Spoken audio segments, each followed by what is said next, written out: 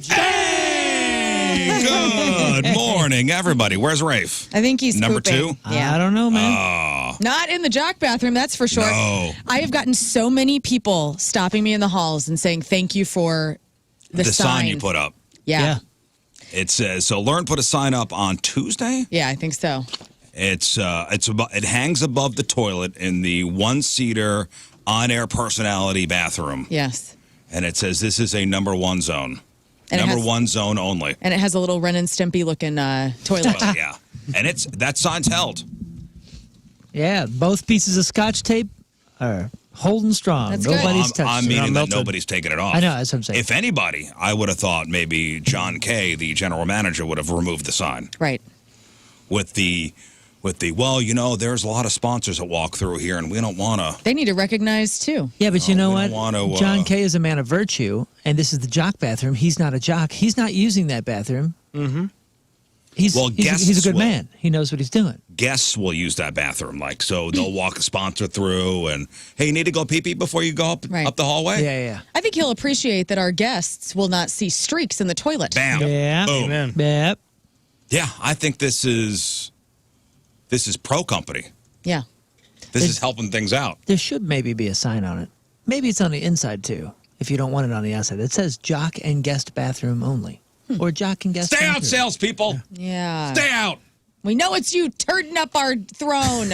She's even going in there. Get out. Stay out. It's not for you. I will say that Jocks only. there's been a couple people not making eye contact with me, possibly you all, Oh, Good. lately from the sales department, who are Well, very guilty. Well, there's a new directive to not make eye contact with any Rizz Show member yeah.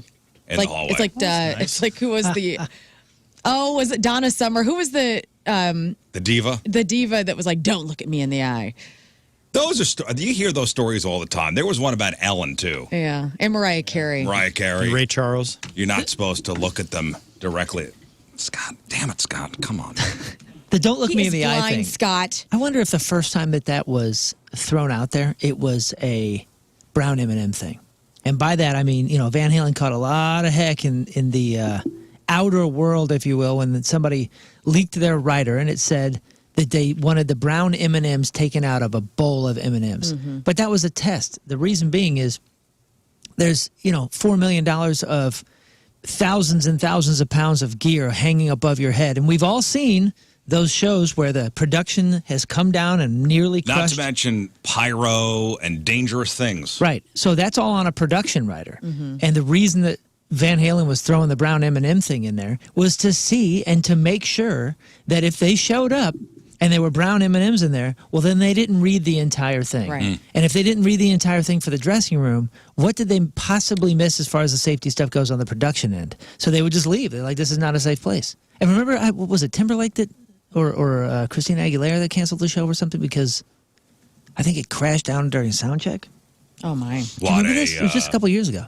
It's like a whole lighting truss and all this. Yeah, I remember what you're talking about. I don't remember the band. It was like a rash of things going around. That's when the Van Halen brown M&M thing came back up. So what I'm wondering is if the whole "don't look me in the eye" thing was like possibly the first time that it was done. It was a test to see if they had read whatever the advance was. Nah, I think it's. You don't think so? No, I think that's person. You think it was full diva? You think a human being really felt like that? Yeah, I think there are people that feel that way. Wow. Just being an a-hole. I don't know. I guess I'm trying to see the good in people. Stop that. Well, Too much disappointment. Dude, everybody's talking about this NBA gambling scam that's going on. Anybody follow this? Anybody see? This was a big story yesterday. Yeah. Kind of broke as we were getting off the air, but some pretty shocking news in the sports world. And it's I guess that the NBA season kicked off on Tuesday. And Portland Trail Blazers head coach Chauncey Billups and Miami Heat guard Terry Rozier have been arrested as part of a massive federal investigation into illegal gambling, rigged poker games, and the mafia. Oh, my Lord. This is big news. The mafia. So this isn't just small-time betting. We're talking about more than 30 people arrested in what prosecutors are calling one of the most brazen sports corruption schemes since sports betting became legal in many places. So what exactly are they accused of? So it boils down to two major schemes, and they are both crazy. Okay. Scheme number one. Scheme number one is the rigged, mafia-backed poker games. So the first part of the indictment involves Chauncey Billups. Okay, so this is the current head coach of the Portland Trailblazers, and has been Chauncey for 4 or 5 years, I think. Right. Yeah, has been for a while. I think he's a Hall of Famer. So this involves Chauncey Billups and former NBA player / coach Damon Jones. So they are accused of being part of a conspiracy to fix high-stakes poker games in places like Vegas, Miami, and New York. And we're not just talking about like counting cards. Mm-hmm. They weren't just playing poker. They were allegedly using some pretty serious... Sounds like a team. Like serious cheating tech to fleece unsuspecting players that have at least $7 million. Wow.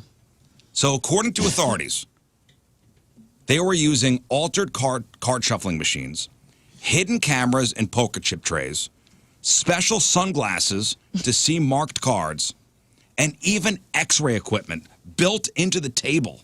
Wait, hold up. To read opponents' hands. What do you mean special sunglasses? Like, what do you mean? So they'd have these sunglasses on, and you could see through the cards. You could see what the card is. Wait, are there, you guys, X-ray goggles? Or they could mark it with like a marker that you can't see. Right. But if you have polarized lens or whatever the heck it is that's on the lens, you could kind of see it. It would like kind of shine up, and you'd be like, oh, I know that's the King of Hearts. I thought the whole thing at the casino is that they would, the new card, like they never use the same cards. These are private games. Oh, sorry. Okay. These are These are like the backdoor games, like in the kitchen. Okay. Like that house rounders.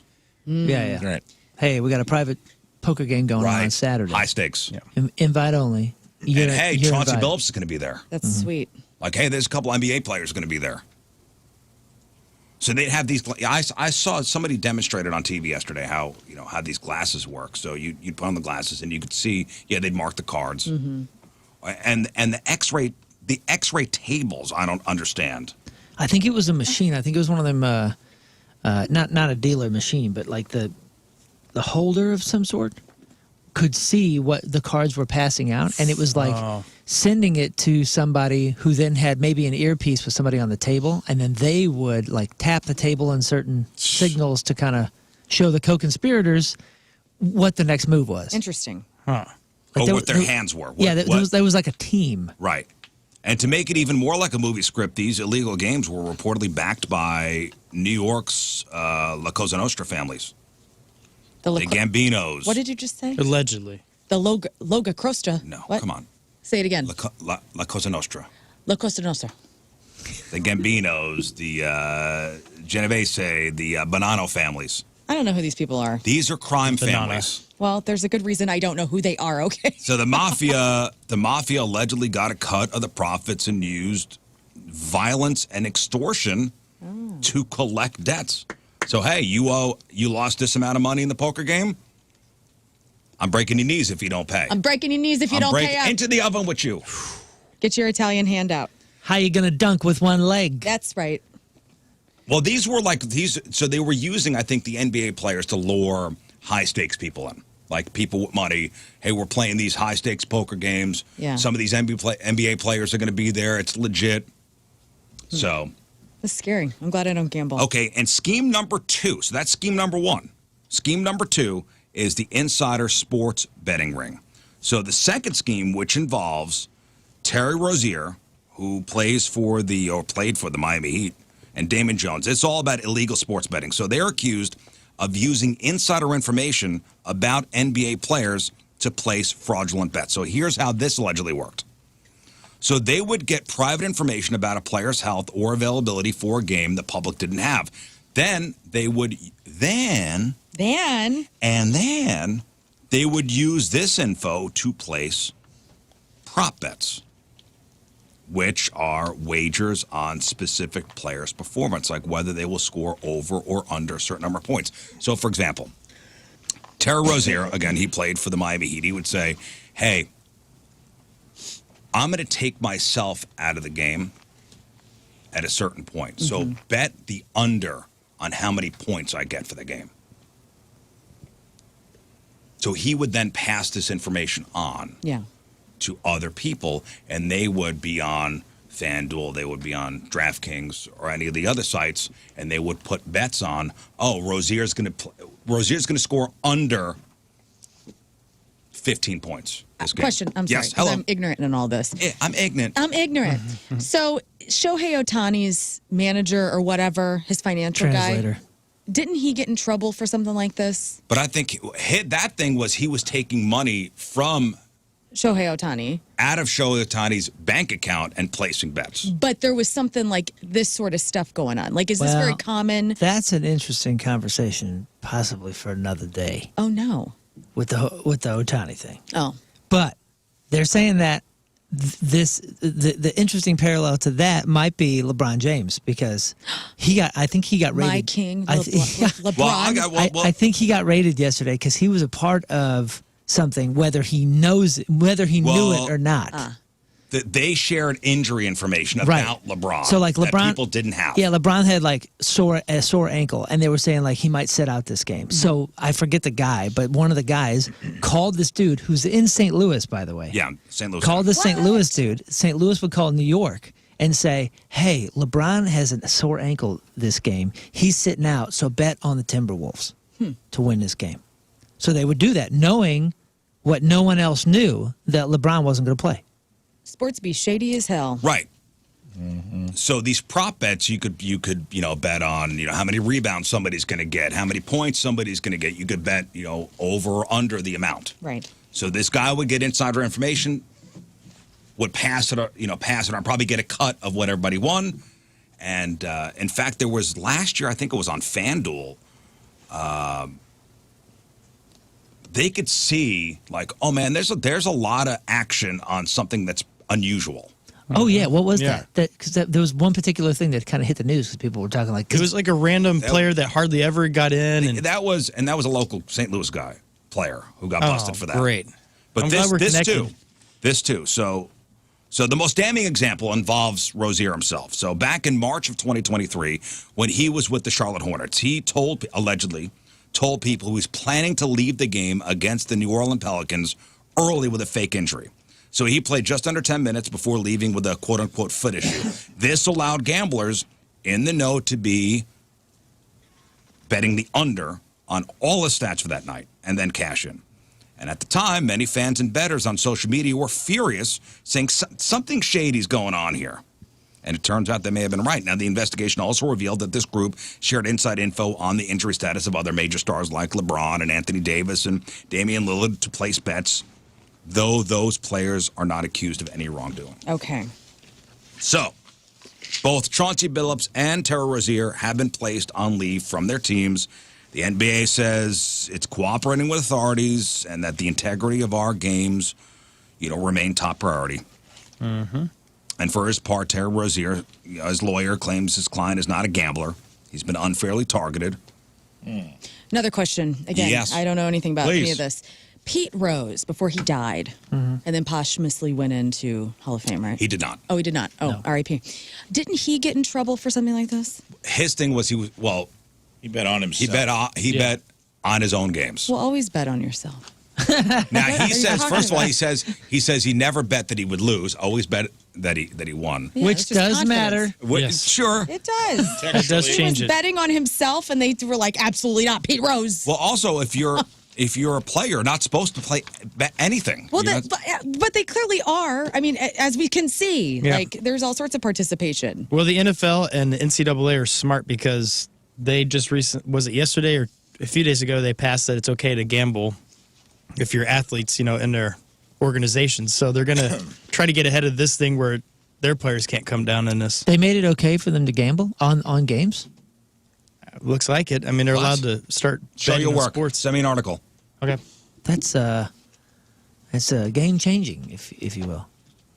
So that's what's going on. In the You NBA. you think there's a lot of stuff going on, Scott, and they passed something to keep I their would stars imagine from being this isn't in just trouble? isolated the NBA that and then also I find it odd that how much money they made was $7 million. He said Yeah, it was like $7 million. Well, I think it was. In this one story, they're talking about $7 million being made in the poker thing. I think there was another one where the number was in the X amount of millions for 1 or 2 games that had specific insider information. Yeah, and you know what? For this guy to throw his whole career away for just a pittance, basically. And it says that Chauncey Billups, both of them. Yeah, Billups made over $100 million in his career, and he's worth like $40 million right now. The dude played like for pennies. He lost all that for pennies. He lost all of it for a pittance. Yeah, over 15-something seasons. He was on the national team. And the thing that's frustrating, he's a coach encouraging young guys to throw their career away, where it's like, come out of the injury, you don't need to get all those points. You don't want stats. You'd rather have $5 extra in your pocket that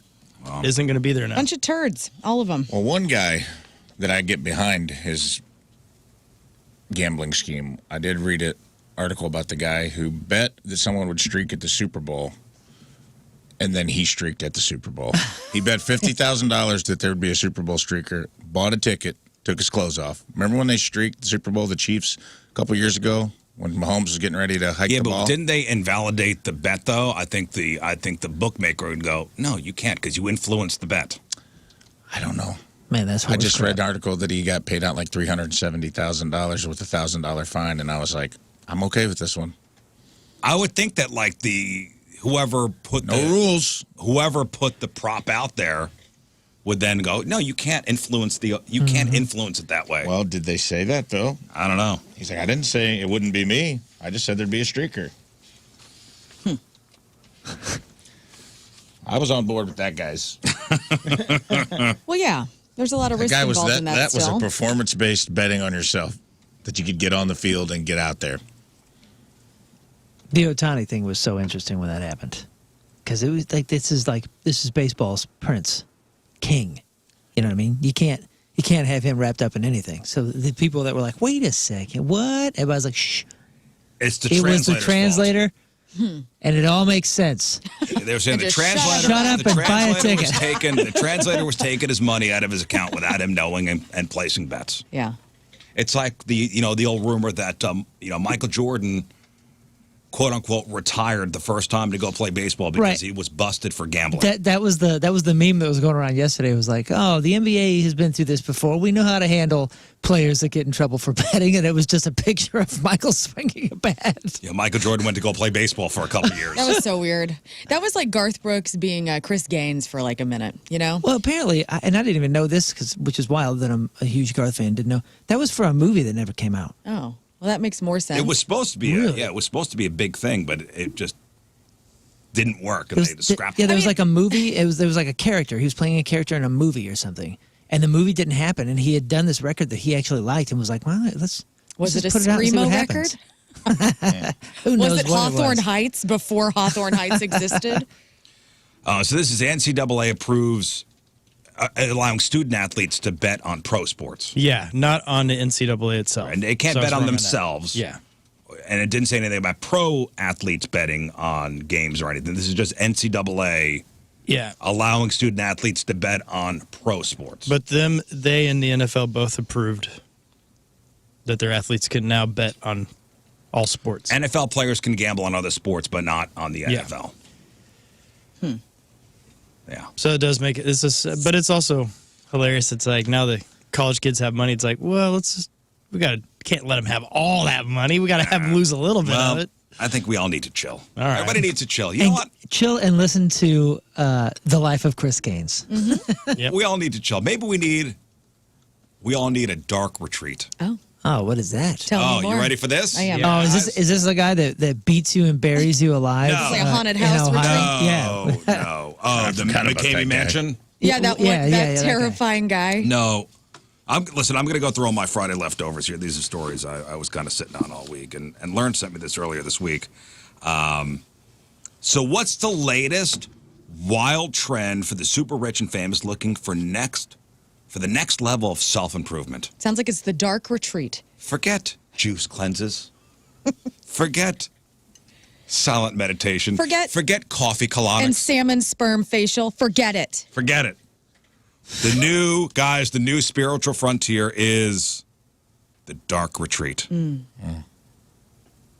it's exactly what it sounds like. Spending days on end completely alone in a pitch dark, soundproof room Oh. Now, what'd you think it was? I thought maybe it was going to be like going out to dark skies or something and like being out in the woods and seeing like the stars and connecting. I didn't think it was going to be an isolation chamber. No, this is a complete pitch black, soundproof. You're by yourself, and it can get intense. In this article you sent me, this is this crypto founder, Charles Hoskin.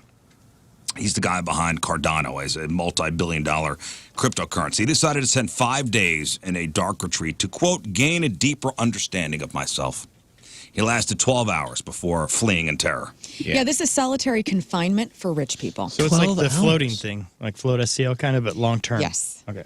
12 hours? you 12 said? hours. I'm not sure I could even last that long. Yeah, And you will I'm- go I feel like I'm insane. good. Right? He posted that he was tormented assume. by terrifying shadows gnawing at my soul and sleep paralysis demons. He joked that starring in a horror movie, The Ring, wasn't on his bucket list. But imagine if you fell asleep. That would be the worst thing. What did he say about sleep paralysis? That was part of his deal. He said But maybe he didn't was even tormented know. by sleep paralysis demons. Yeah, I've had that before. I have it all the time. It sucks. Sleep paralysis demons? Oh, yeah. I told- What is that? That's the whole thing. That, I like told a you, demon those is are- sitting on your chest. Like if you Or ever in the look it other up. room. Yeah, for me, it was they were on the wall, and they were slowly coming, and then when I was paying attention to them, two arms from under the bed came up and grabbed my chest and was pulling me down through. Oh, my God. Well, yes, and by the way, Eric, on the instant feedback, yes, Aaron Rodgers did do this. Of course he did. Aaron Rodgers did a 4-day retreat to find out if he should sign with the Jets a couple years ago. Tiffany Haddish, comedian, she's done this. NBA players Rudy Gobert, Dwight Howard have also gone into the dark. Dwight Howard said it was the best thing he ever did. So what's the deal with these darkness retreats? Imagine the ultimate dopamine fast. Mm-hmm. So you're in a specifically designed room or cabin with absolutely no light, no electronics. It's just you, a bed, a bathroom, and your thoughts. Your meals are delivered through a light-proof hatch so the darkness is never broken. It's been described as meditation on steroids because with nothing to see or do, you are forced to turn inward. I feel like I could do it for a much longer time if there were furniture. So you could trip over it? No, at least so I could, I guess have a texture to bounce off of. Well, there's a bed. Right, I understand, but I'm saying like if you could only lay down, like when you're in the float, if I were to fall asleep, if I could only lay down, it was an empty room, right? And I fell asleep. I think the danger here from my mind is when I woke up and thought and felt myself open my eyes, but nothing changed from the sleep feeling and all that. That's when I would start to panic and be like, am I asleep? Am I dreaming? Am I in this dark I'm thinking room about alone? this right now. I'm having my chest tightening. It's quite claustrophobic. Seeing. I'm Yeah. just even reading this. I'm claustrophobic. But if I had furniture, first of all, it's an adventure. I'm going to slowly work around and have my mind design a map. You know, like, oh, here's the table and here's the bench. I'm going to sit here and I'm going to put my hands on the table and understand that I'm awake. I'm in the room where I saw the table before they shut the lights off. You know what I mean? Like, No, then you're breaking what the point of it is. What do you mean? It's just got to be you, man, floating in the darkness. This. Well, it is just me. I just want a table. No Let me table. ask you this, Moon. Would you? So I don't know if you ever watched. I've talked about this on the show before. There used to be on the Sci-Fi Network the show Total Blackout, which was hosted by Urkel. Well, I never heard of that. Oh, is know this what? where you go and you feel around? Yeah, so you have like teams, and you have to go into this. You have these like blackout goggles on, and Yeah. you have to go in and guess what things are. And so there's like people and like live animals in the dark, Whoa. and you're feeling around. You got to feel like, and They it's a sniff llama. somebody's butt? Yeah, they sniffed a butt before, like, I'd be so mad. and they my got to put their gosh. hand in. This It's is like what- a this is the old, tarantula. like at the old Oh. haunted houses when you put your hand in the spaghetti. Or the like- grapes with the eyeballs. Yeah. The cooked spaghetti, like it's worms. It's brains. Oh, right. Because, like, that would freak me out. That's the thing about it. I'm like, oh, man, they didn't get all the cockroaches out of this room. Like, they're going to be walking around in here with me. Well, you know? see, no furniture, because the idea is that by removing all external distractions, you can achieve deep rest, process your inner world, and maybe even spark some profound insights. I saw a teenager. He did I guess it was one of these, but it was 24 hours. He just had to wear a mask for 24 hours where he couldn't see. And they revealed the moment where he kind of took it off and looked up, and he was like almost a little bit teary-eyed, and he said like that it was extremely difficult, far harder than he thought it was going to be, and that he actually did kind of have some like spiritual moments and has a much bigger appreciation just for I don't know. everything. This sounds like some new age garbage. I mean, it will drive you insane Take to a make nap. you. There was a movie. Right. Take a nap. Remember the movie Altered States with Yes. William Hurt? That's what this was about. With the deprivation pools? Yeah, where he started having like genetic memories or whatever. It's an old. That movie was like 1980. I Well- would try it for a day. So, according to facilitators, the first day or two usually filled with deep sleep as your body's melatonin production goes into overdrive. After that, the experience can vary wildly from serene introspection to periods of intense anxiety. But here's where it gets interesting. I like the sound of that first day. Can you repeat that? Sleep, deep sleep. Now, around day 3, people start to experience psychedelic-like visuals, even with their eyes wide open. Cool. That'd be fun. Yeah, that sounds. I mean, I've never done a psychedelic, so. How do you go to the bathroom? Oh. I'll explain. Going Also, for the toilet. and then like somebody else on the instant feedback makes a good point. Like, how do you know when you're done wiping? In this Wow. situation? Smell test. Somebody else will do it for you. Or I guess it doesn't matter because you Yeah, just you live drop a in your own deuce in brain there, now. the sensory deprivation is over. You just turned into a toddler. It again. has become a sensory experience at that point. You just Okay, tu- so- you just turn into a toddler that goes wipe. So one person described this person did it for 6 nights. 6-night experience as seeing visions of fractal geometry and aliens, comparing it to the final stages of a DMT trip. And some people even believe the hallucinations are caused by the brain producing its own DMT in the prolonged darkness, though this is still an unproven theory. You guys, when you like rub your eyes really good, I know you're probably not supposed to do this, but sometimes I'll like be rubbing my eyes and I'll see like a kaleidoscope. Oh, you Sure. see the sparks? Yeah. See if I see that? Yeah. That's And I neat. brought this up to you guys earlier this week, but I'm curious if this happens.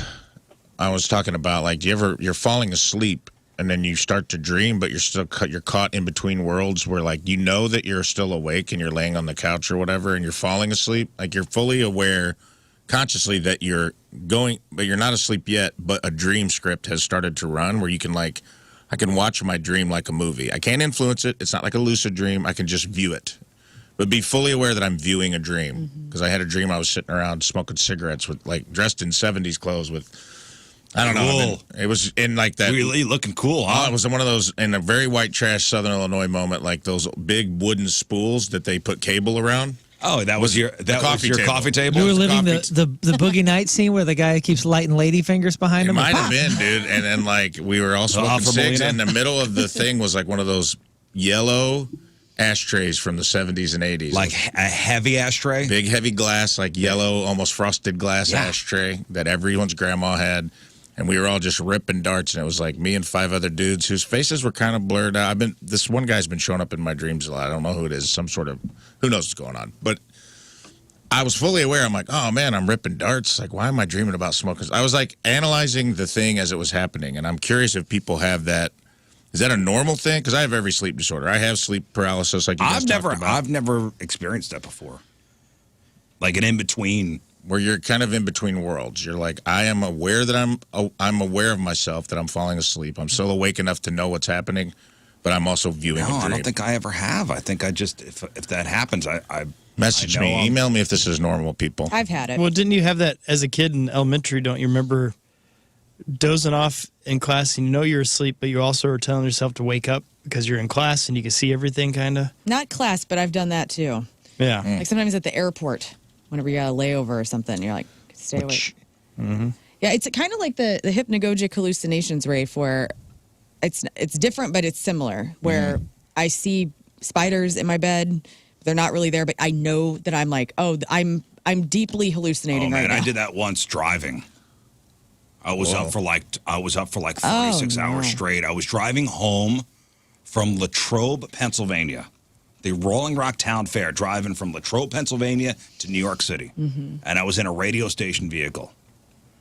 And I was up, it was night out, and I felt bugs were coming through the windshield. And I go, I need to pull over. I have to go to sleep. I need to pull. Yeah, bugs were coming through the windshield. I go, this is the most scared I've ever been driving. I go, this is so dangerous. Pulled over on the side of the road and just slept. Did the right thing. I'm curious if mine comes from, because I do have sleep paralysis, which Moon's very on. Everyone's is a little different, but it's like you basically are awake. Yeah. So part of my brain will wake up that everything's awake except what controls your motor function. Yeah, you just can't move. Can't move. You're like the Tin Man. Like, I can see Tina beside me in the bed. I can feel what's happening in the room, but I cannot move. And then it feels like, because you're still shallow breathing, like your body's still in sleep mode. So that's why it feels like your chest is caving in. I've never felt that. And then you start to, like, your brain starts to play tricks. Are you okay? No, I got every kind of sleep disorder you can have. You need to do a sleep study. I got all the bad ones. Yeah, you need to do a sleep study. I did a sleep study, and they said that I don't sleep in order. Did you go to a place to do the sleep study? Yeah, the lady, a nurse woke me up and goes, Lord, child. She put a mask on me, and she goes, you stopped breathing 87 times in the first hour. You're putting this on. And I go, what? All right. And I just put it on, which is hard to do those anyway because they make you look like RoboCop. Steven says, Rafe, I've had the dream thing many, many times myself. It's pretty wild. Sleep paralysis? No, this in between. In between, the upside down. Justin weird, says, man. Yeah, I have that. My kid will wake me up, and I'll get mad because the dream state of it was cool, but now I don't know how it ends. Yeah. Yeah. Yeah, it's really bizarre. And I wonder if it's like that part of my brain is operating still where, like, because when you have sleep paralysis, you think that's where a lot of alien abduction dreams come from because you think someone's in the room with you. You think something startled you awake. Yeah, and your brain, like, sees it. Like, it is a real thing. I think we need to do one of these dark retreats. There's like a dark demon that'll sit on your chest and whisper all of the bad things you've ever done into your mouth while you're trying to move. It's not pleasant. I don't recommend it. Yeah, dude, and the way the brain experiences the hallucinations, it's as real as it can be. I mean, I heard myself screaming. Yeah. Oh I heard myself screaming because I was screaming to try to release and I was trying to move. I was like, in my brain was experiencing me screaming and but you can't move. And wrestling. Oh my God! But at but at the exact same time, my brain also knew that I was making a gurgling sound instead of screaming. A gurgling sound, and I was not able to move. So you could scream. So you're screaming, but you're making no sound. I could hear myself screaming and gurgling. When the demon comes, this is the sound you think you're like, get off me, but here's the sound you're actually making. I'll be looking at Tina going, yeah, dude. Oh my God. That's exactly what happened. Yeah. Evanescence is coming out. I gotta go. The crazy thing is, I knew what it was prior to. Like, this is when I was trying to lucid dream and I was doing the totems and all these different things. So I knew what it was. Totem. So yes, when the demons were on the wall, there's two of them on the wall, and then these arms that were pulling me through. I knew exactly what it was. So as terrified as I was, at the same time, I was like, I know what this is. I know what this is. I know what this is. You know what I mean? So like. Your brain is in two worlds simultaneously, and you understand them both. Yeah. It is wild. I was saying one time I don't fight it. I just go back to sleep because it's easier. I'll try to wiggle a toe for like a half hour, and it feels like you're got knocked out in a UFC fight, and you're trying to pretend like you didn't when you try to get up. You're like fighting. Your whole body's like, I'm fine. Yeah. What, Scott? I was going to say, whenever the last time that I recalled this happening was whenever I was still in LA and I was down on the couch sleeping, and I saw a figure in the other room, and I knew it was not a good figure, so I kept trying to yell, in the name of Jesus, get out of the house, but you just can't do anything. You're stuck on the couch, but you can see it. Christ you can see it walking in there, and I couldn't get any words out, and you're like, yeah, which can trying your best. Which can feel, I understand, as an abduction. So when people were like, "Oh, I was abducted in this an alien came down and put a needle in my neck so I couldn't move," I can understand how somebody that doesn't understand the concept of sleep paralysis and all that would have experienced that as a completely real and material thing. And by the way, have you ever heard of those chambers where it's completely silent? And it's like the most quiet places on the planet. Microsoft has one. There's a few. Has one. People lose their mind after like 40 minutes. A guy broke the world record for sitting there the longest, and it was just a little over an hour. But he said you could hear like your blood. Well, they say if you could last a certain amount of time, they'll give you like $1 million or something, and nobody's come even close. Wow. Yeah, he got 1 hour and 26 minutes. Yeah, what is it? Look that up. Like they'll give you money if you last, because they're so confident nobody could last. Yeah, and what it does is it deadens the sound so much that you're actually not hearing any reflective sound waves into your ears. So then body adjusts, your brain adjusts, and you start hearing You can everything. you can hear that's your blood coursing through within, your veins. wild. within your function of living. Yeah, 5 million. 5 million. It's the telltale heart, dude. Come here. Where'd it 5 million. Yeah. You call it the Poe room, the Edgar Allan Poe. Oh my gosh. Edgar Allan my Poe. God. Well, listen, I'm so done. It's Friday. tech elites and celebrities are paying for these pitch black silence retreats. There's a place out in Oregon called Sky Cave. That's where this one guy went. They no longer let first timers book for more than 4 days. They found that people trying to stay longer often use coping strategies instead of truly surrendering to the experience, which defeats the purpose. So this is despite the risks here, these are things that trends that are exploding. Sky Cave has a 2-year waiting list. Dang. 2-year waiting list to get into one of these dark retreats. So with that being said, let's talk Halloween. Everybody got their costumes. Yes. We got the big party tomorrow. Going to Johnny Brock's today. Oh, today, huh? Do you have any idea? Does your wife know what she's going to be? She's done. She's been done for weeks. She's got all. What is she going to be? She is like a ringleader, like a full-blown ringleader, sexy ringleader, Ringleader. Like circus? like a circus. Oh, okay. Oh, okay. Because it's a circus. Ringmaster. Ringmaster. Ringmaster, thank you. It's like ringleader. I don't know what that is. That is a Ringleader. crime She's syndicate. She's a crime. like, She's robbing banks, and she's the one No, giving she's the part directions. of the NBA scandal, the NBA gambling Yeah, scandal. she's Chauncey. She's got us Chauncey Billups. Ringmaster. Sorry. My husband has never been happier, by the way. He hates Halloween normally, and yesterday we finalized our costumes, and he is so excited about what he's got. Do you not want to say? I do not want to say. No, I have been dropping hints to you guys all week on the show aloud, and even yesterday. And I am so excited. Should we have put the puzzle pieces together already? Possibly, but see you tomorrow. Okay. I think I know. I'm excited. Can I say the word he said yesterday? No, I think I you figured get it out. nothing. Was it manhole? It was not manhole. Okay. You guys are going as manholes? Yeah, we're going to be manhole or philmohos.com. Well, listen, we're just a week away from Halloween, and everybody's going to pick up the Halloween candy probably on their grocery runs this weekend. And in this economy, people are either looking for value or the stuff they love so they could devour some of it too. So let's be honest, though, it's 2025. And if anybody's still buying candy corn for trick-or-treaters, they got to be trolling. Even if it's on sale, come on. Yeah. So there's a new report out on the 2 candies that are struggling the most throughout the past year. And not surprisingly, candy corn is number 2. Also not surprisingly, licorice is number 1. Consumer interest in candy corn is down 9.1% year over year, and licorice is down 13.6%. You know who's upset about the candy corn stat is Cool Ants, who make the little, what do they do, the payday? They mix like the walnut with the candy corn. Oh, no, it's peanuts. It's peanuts and candy corn. That's right. Oh yeah, which is With like a It's chocolate pretty chip. good. It is pretty It's good. good. it opens a portal. It does. Yeah, it It's does. the Cool Ant loophole into candy corn. Candy corn would have fallen even further, but interest was probably already low. And not to sound morbid, but interest in licorice seems directly tied to how many great grandparents still have the teeth for it. Honestly, Yes, beyond those 2, marshmallow candy dropped 9% in interest, and caramel apples are down almost 7%. Marshmallow candy.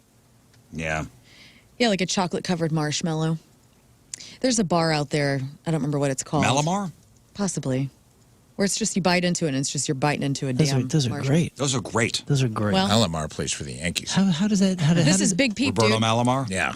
Big Peep. Yeah. People have been knocking peeps for so long that now Yeah, the you know marshmallows why? It's taking because the fall. peeps are marshmallows, like a strange marshmallow wrapped in sandpaper. Yeah. Why? I don't want that. Right. Well, what is gaining in popularity? Sour candy. What had the biggest jump? Starburst. Kale. No. There's what? Oh, like sour straws? No. There's one specific candy. Oh, that sour had heads. almost a 50% jump in sales. 50%. Okay. 48%. So 48%. I think I know it. This had to be from some You think you trend know or it? something. Nerds. No. No. Hard Friggin- candy or chocolate? No, not non-chocolate. It's sour. No, it's Haribo gummy bears. Oh, no. Don't the come kids on. know about the sugar-free ones? My God. Haribo gummies rose in interest by 48%. Randomly, old school Baby Ruth candy bars are up 42%. And Hershey Kisses have jumped 37% in interest compared to last year. Yeah, if you go to Five Below right now, there's a wall with a million different Haribo gummy bear flavors. Haribo is having its day. No, okay. What? I don't believe it. What do you mean you don't believe it? No, listen to me. I don't believe that this is based on interest. I believe this is the buyers for the big three: the Target, the grocery store suppliers, and the Five Belows and all that, and the Family Dollars. Whoever is buying for that, that's who. That's, you know what I'm saying? Like, it's not us. We don't decide what we like. What do you mean? They decide what we like. Mars, Who's they? and Hershey's, we and know. all the the big chocolate, big candy is the So one. why are they pushing gummy bears? I don't know. That's not my job. I don't like what you're saying because maybe the kids can get in on this sort of brainwashing, but not me. I go to the gas station, I know exactly what I want, and it's not because Mars told me. It's because I decided I would like to have this Kit Kat bar. You know what I mean? They could be pushed. I know what you're saying. I just think impressionable minds, yes, for what your theory is, but once you are old as dirt as we are. Now we know what we want. Like, no big Mars is going to be telling me what's going on. I'm not going to be having what I even forgot what the hell you just said. What is it? What are Haribo gummy bears. Yeah, Haribo no gummy thanks. bears. You know the ones I've we're had talking them. about. Yeah. We all had them. It's They've been fine. around forever. No, my They're point is, fine. in Halloween, we're all the big candy sales and all that has to do with us just buying whatever's cheap and easy to get the whole big old basket to give out. That's where the sales are coming from. Nobody's actually reviewing these kids and what they like. Yeah, what do they like? They like the sour stuff. They love Skittles. I don't know. I don't know why Big Bear, dude. Haribo is. Who owns them? Are they their own company? I think it's a think they British company. I think it's an import. Haribo? I don't think it's made in Haribo. America, dude. So if you're one of these I knew people, that was coming. It sounds Asian. Haribo. Yeah, they're telling you how they taste. It's actually German. Yeah, Haribo. Haribo. I don't know. It sounds Asian to me. It a was started by family-owned business. Hans Riegel Sr. in Kennesaw, Bonn, Germany. Hans Hans Booby. Hans Bears. On It's your for right Hans eye. Riegel Bonn. Haribo. Whoa. you're gonna feel Haribo. Is the company About yourself. It's a German company? Yes. They have 4 plants in Germany and That's where 10 they grow more them. in other European countries. They employ 7,000 people. Well, No I don't thanks, know what to, no I don't know what to say time. about that. So it's a foreign company? I don't know. What, Hey, these Jeez. kids want American candy, Yeah, we dude. want So American you better be watching it. We want What's all the most American American chocolates. candy out Hershey. there? Hershey's the most American. All right, it's chocolate. and that's it. That's it. Tell you, man, it's the buyers. It's the buyers saying, "What's the cheapest thing we can get in here that'll sell for a better markup?" Oh, this year it's Haribo gummy bears. Well, and you missed it. Randomly, old school Baby Ruth candy bars are up 42%. Well, who Whatever, makes dude. Baby Ruth? That's probably Mars. I bet you that's a Mars. And that's fine. Baby Ruth, whatever. You know what? Baby Is it Ruth had a Mars? bad rep No. because of being thrown in the pool. You know what I mean? Who makes Baby Ruth? Baby Ruth is made by the Ferrara Candy Company, which was acquired by Nestle. Oh, Nestle. Okay. Okay. But maybe there was an influx of cheap peanuts. And Hershey Kisses are up 37%. Hershey's Kisses. Hershey's Kisses. They're- I have a love-hate relationship with those. yeah, me too. Are those ever going away? You know, let me ask you this. They're fine. Do you love them because you love the taste, and you hate them because you got to individually unwrap every single gosh dang one? Yeah. And it's a nostalgia. Like So all my much work. teachers in grade school would give you one. Somebody's got a bowl of them. You take one, I know. and you pull the The little fortune. streamer, Yeah. and it opens. You like the peppermint ones? No, I just like straight up Straight up. the normal ones. Yeah, the Don't chocolate one. mess with They it. make some good ones. I like them because they melt not only in your mouth, but also your hand. Yes. I Yeah. wish that they were fortune cookies where instead of just the stupid Hershey streamer, it actually would tell you your fortune. And that, honestly, I'd buy 10,000 Here's bags. your fortune. You eat too many, you have diabetes. You have diabetes. We're gonna have to take some toes, okay? Okay. Man, you know what I want? Dang it. York peppermint patties. My sister's a big fan of those. Golly. I like those because you snap those, and it's just a weird when you snap them in half. And you hear it. It's like it's like the paste that we used in kindergarten. I feel like I'm on ski slopes. Yeah. Ski slopes. Takes you right to the mountains. I never thought about I'm that. right in the mountains. Huh. I'll try that. If you've got kids of a certain age, this might not be shocking, but trick-or-treating may not be cool anymore, guys. Oh, no, Trick-or-treating might not be quote-unquote cool anymore. This sounds like big trunk or treat. Yep, instead it's the trunk-or-treating, which is basically Halloween tailgating. A TikTok is going viral where a guy seems appalled at the idea that his cousin doesn't want to go trick-or-treating and instead is excited about trunk-or-treating in some parking lot. Here is, this guy's name is William Rath. Nice. Talking about how trick-or-treating is dead. So the other day I was asking my cousin, I'm like, what are you going to be for Halloween? And he said something like, I'm going to be a bat. But anyways, I'm like, oh, that's cool. Are you excited for trick-or-treating? He then kind of scoffs at me. He's like, no one goes trick-or-treating anymore. He's like, it's trunk-or-treat, not trick-or-treat. I said, no, trick-or-treating, like you go to people's houses. He's like, no, we do trunk-or-treat. Apparently it's lame to trick-or-treat now. And it's cool to trunk-or-treat. You just go to people's trunks, I guess. I don't even know how that works. And apparently, if you like trick-or-treating now, you're lame. Apparently, trunk-or-treating has been around since the 90s, and it became increasingly popular and widespread in recent years, post-COVID. And some people argued that it has retired trick-or-treating, or at least taken some of the shine out of it. And, of course, it depends on where you live. Some suburban neighborhoods still get decked out for Halloween, and the majority of the houses still hand out candy, but in some super urban and super rural areas, it's less practical to go door to door than to a festive event that's set up at a dedicated place, I guess, like a school parking lot or a community park. And it can be exciting for kids because a lot of adults bring the vibes, elaborately decorating their cars. They wear costumes. They host Halloween games and contests. Of course, the savviest kids might figure out a way to do both and score twice the candy. That's the real thing. Yeah, this is opportunity. I love opportunity. It's the one day of the year that I think the kids can be as greedy as they want with their candy. No judgment. By the way, let's take a look. So next Friday, of course, this is all in the future. 58 degrees is the high, partly cloudy. Perfect. For Halloween. However, Thursday of next week, got a chance of rain, so that could spill into Friday. If things it's Friday morning. We don't care about Friday morning. Yeah. So it looks like it's going to be a perfect Halloween night. 39 is the low. Nice. Yeah, baby. Fire pit and movies. That's right. A horrible of America is Rosemont, Illinois, somebody said. What? That's like I guess the American satellite arm factory? The American arm of Haribo is Rosemont, Illinois. Where's that? Is that Chicago? Rosemont's up near Chicago, yeah. It's been a tough week at Disney. I know. 2 deaths. Yeah. 2 deaths at Disney. Goofy. You will be missed. Our web guy Joe's down there. Is he okay?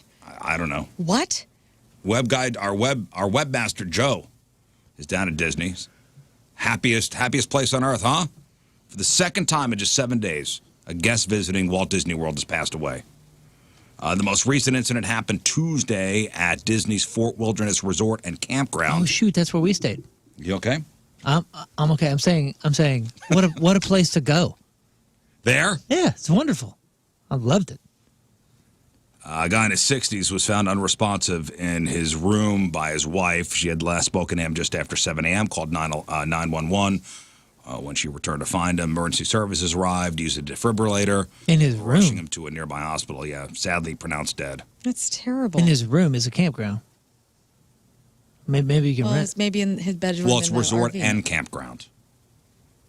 Oh. Well, I never saw the resort.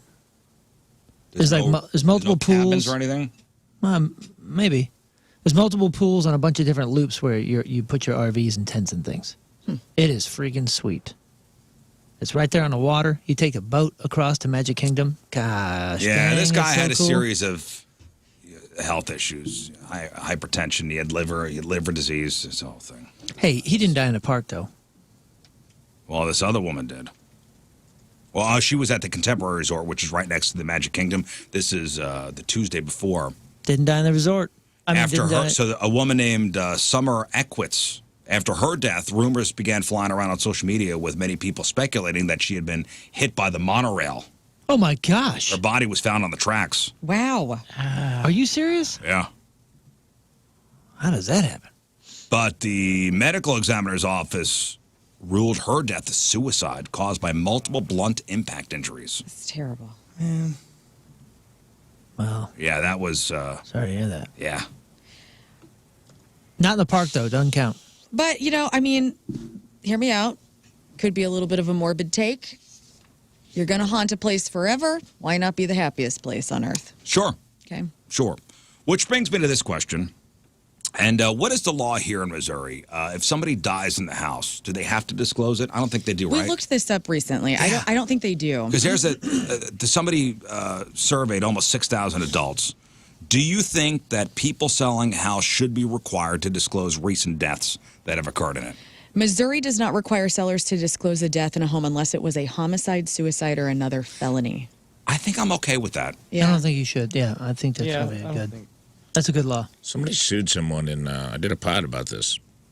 I haven't released it yet, but someone sued in New York, actually your home state. Someone bought a house that was haunted and was not disclosed by the seller. That it was haunted? It was haunted. It went to the Supreme Court. That it was haunted? Haunted, bruh. Haunted. Ghosts. Not that somebody died in it. Someone did die in it. It was haunted by. But how did they die? I don't remember how they died. I think that makes a difference. It does. But the person went to the Supreme Court, and they ended up, the guy got his, because he couldn't sell it. Someone had done haunted tours and talked about how the people died in it and stuff, and then didn't disclose. And the guy bought it to flip and tried to fix it up, and no one would buy it because it was notoriously haunted, and he sued and got his money back. Natural causes death, or was it? It was like it was like a Victorian murder-suicide type situation happened in the house. But it was a long time ago. Also, like time. Where does time factor in? How long ago did a person die? We also talked about that. Like, are you cool with it if it wasn't during a time that you were alive? I think it's got to be 2 generations separated. I think, yeah. Yeah. Because if you see the headline of the murder, like there was a murder of a terrible thing that happened in Colombia, like 20 years ago, within the last 20 years. Oh, yeah. That was the Joyce Myers thing, right? I think so, yeah. Guy killed his wife and he worked kids. with Joyce Myers. Yeah, that was and I terrible. remember like thinking, because it was in the subdivision of all these really nice houses, and I just would think, oh my God, like I could never, nobody that lived in Colombia would ever move into that house, I wouldn't say. Like, right. you know what I mean? But it's a nice house. But it's a great house, and it's a great community and a great school district, blah, blah, blah. And I just thought, hell no. Man, that's a great opportunity.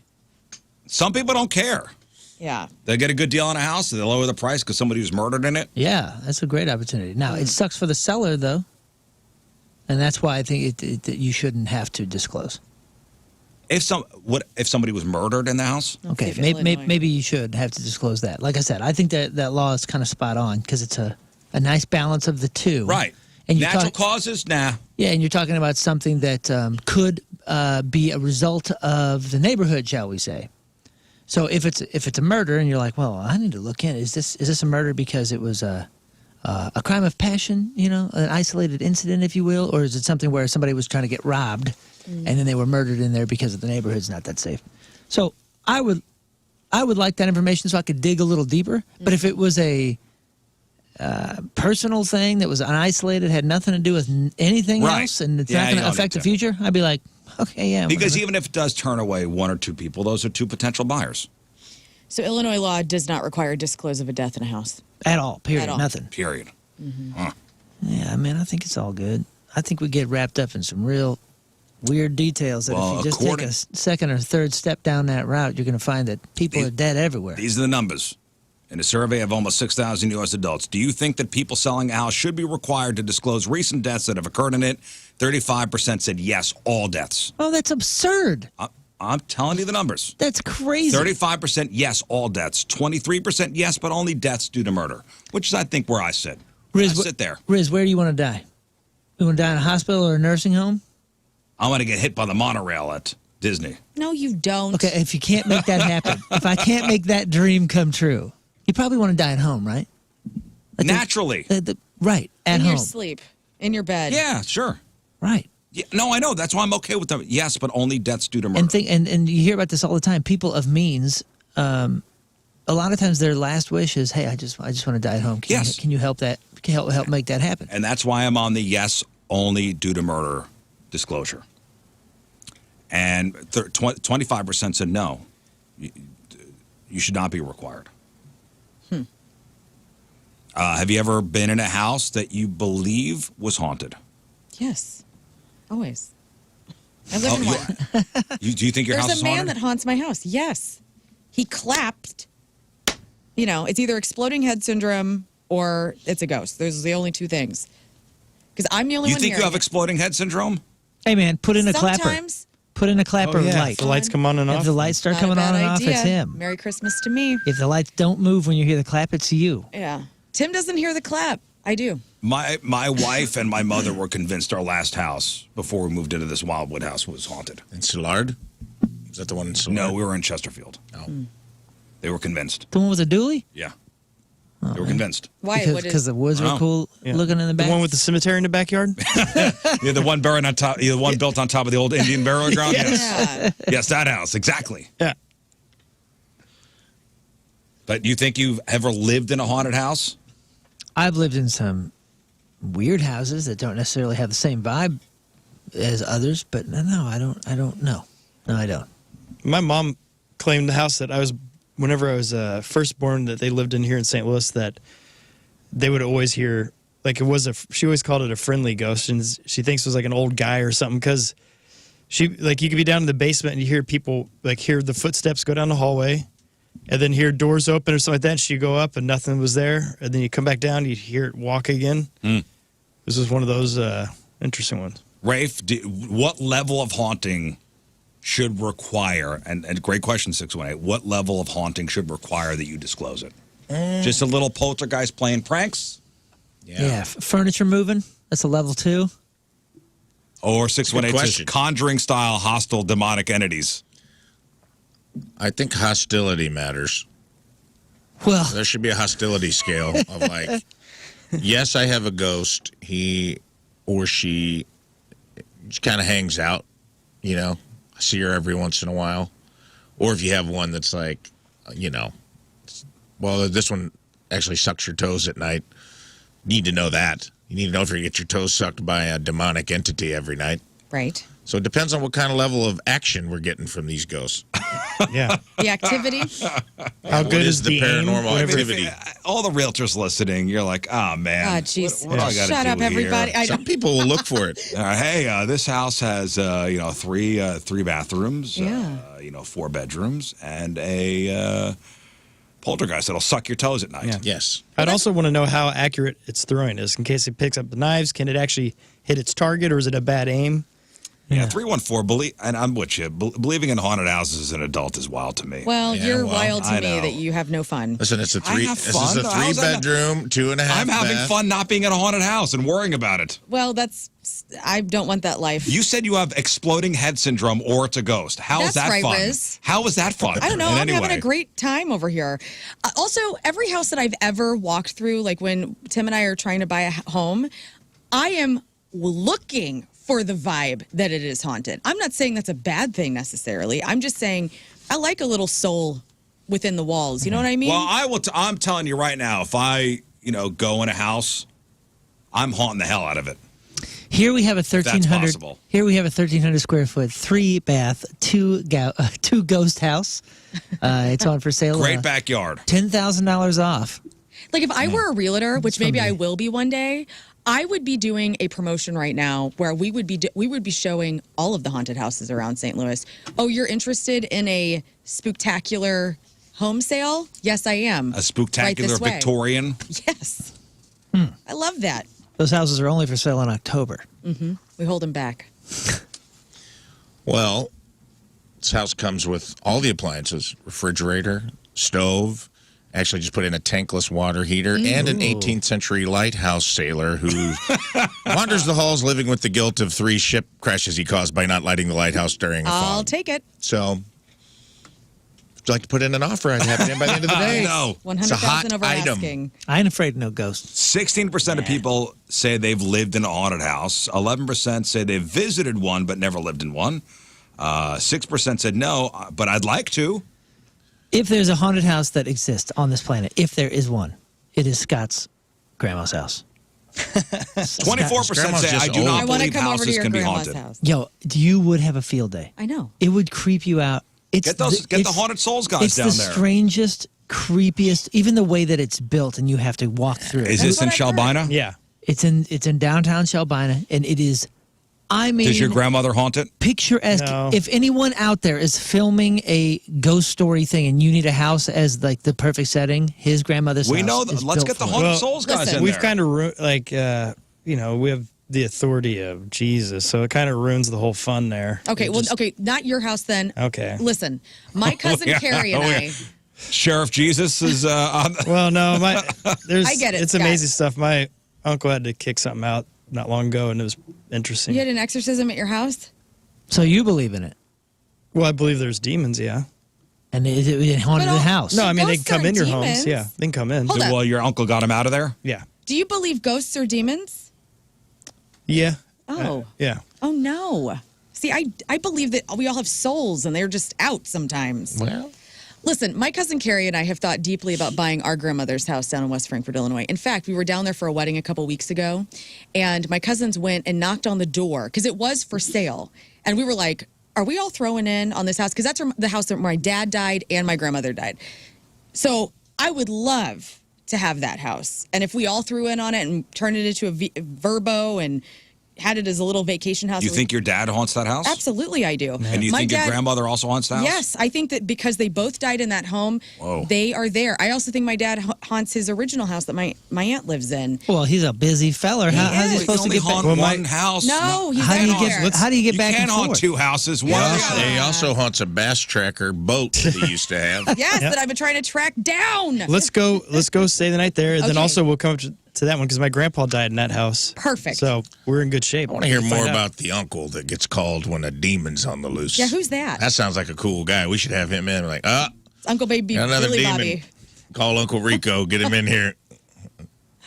Scott's got a cool family. They're all That good sounds people. cool. Do you have a priest in your family? Is that what we're talking about here for real? He's been a music minister his whole So a life. minstrel. Yeah, a We're about minstrel. to sing these demons at the house. Is it like sage? Does he sage it? No. Little sage, the holy water. Just quotes some scripture. Oh, and that's it. Kicks it out. Nice. Yeah. Dude, what a cool movie. You got to see that house, guys. Ghost Roadhouse, where you're like you're the bouncer that bounces ghosts. It's the most spectacular house. I mean, it's straight That's out what of a you movie. said. It's great. I want to see it. Do you think grandmas just lend themselves to houses feeling haunted because of all the things they collect? Oh, Yeah. that's a good call. Like all the tchotchkes. Like any grandma when grandmas get a little old, get up there, the tchotchkes start to feel a little creepy. You know, it's just yeah, every because they're grandma- little figurines of like the everything- Hummels. Yeah, it's a little Precious onion head, Moments. precious moments dolls. My Oh, I grandma had had porcelain tons. dolls on my grandma's the extra bedroom. She had these creepy ass dolls that And you have all these eyes, I know. these weird, porcelain Yeah, there's figurine, also just a point. doll eyes following you. Yeah, there's a point where they stop redecorating too, like where it's just like this is what the house looks like until I pass away. Yeah, like the clock stopped, like the watch stopped. The on it doily, this time yes. this year. And Doily. it feels like frozen in time. Be like, this doily ain't going anywhere until you pry it from my dead fingers. And it's the only place you'll find a ton of candelabras for some reason. Like, why Yeah. do they have Are so many of people those still floating buying- around in here? What's the doily market look like now? The doily market, It's quite good actually. it's booming actually. Thriving? In a recession. you, Get outta gotta- here. you have to get them at the antique stores, but there's a ton of doilies for sale. Oh, dude, you need a doily? Good luck. Good luck. There's a 6-month back order on doilies right They're handmade. Yeah, man. The world went to crap when they started making Let them me out tell of you paper. something. One thing not affected by the tariffs, doilies, because those are all handmade in the United States of freaking America.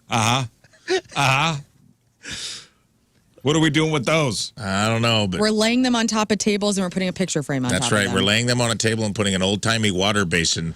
Etsy's got So a cute, corner, dude. brother. Here's the Oh, if doily. I need doilies, Here's I the can just doily go to corner. Etsy. Look at that pile of I love doilies. that. 18 assorted vintage hand-crocheted doilies, $8. Now, there's something that has retained the price it had in 1957. Oh, doily rules. Do you think about how haunted those doilies are?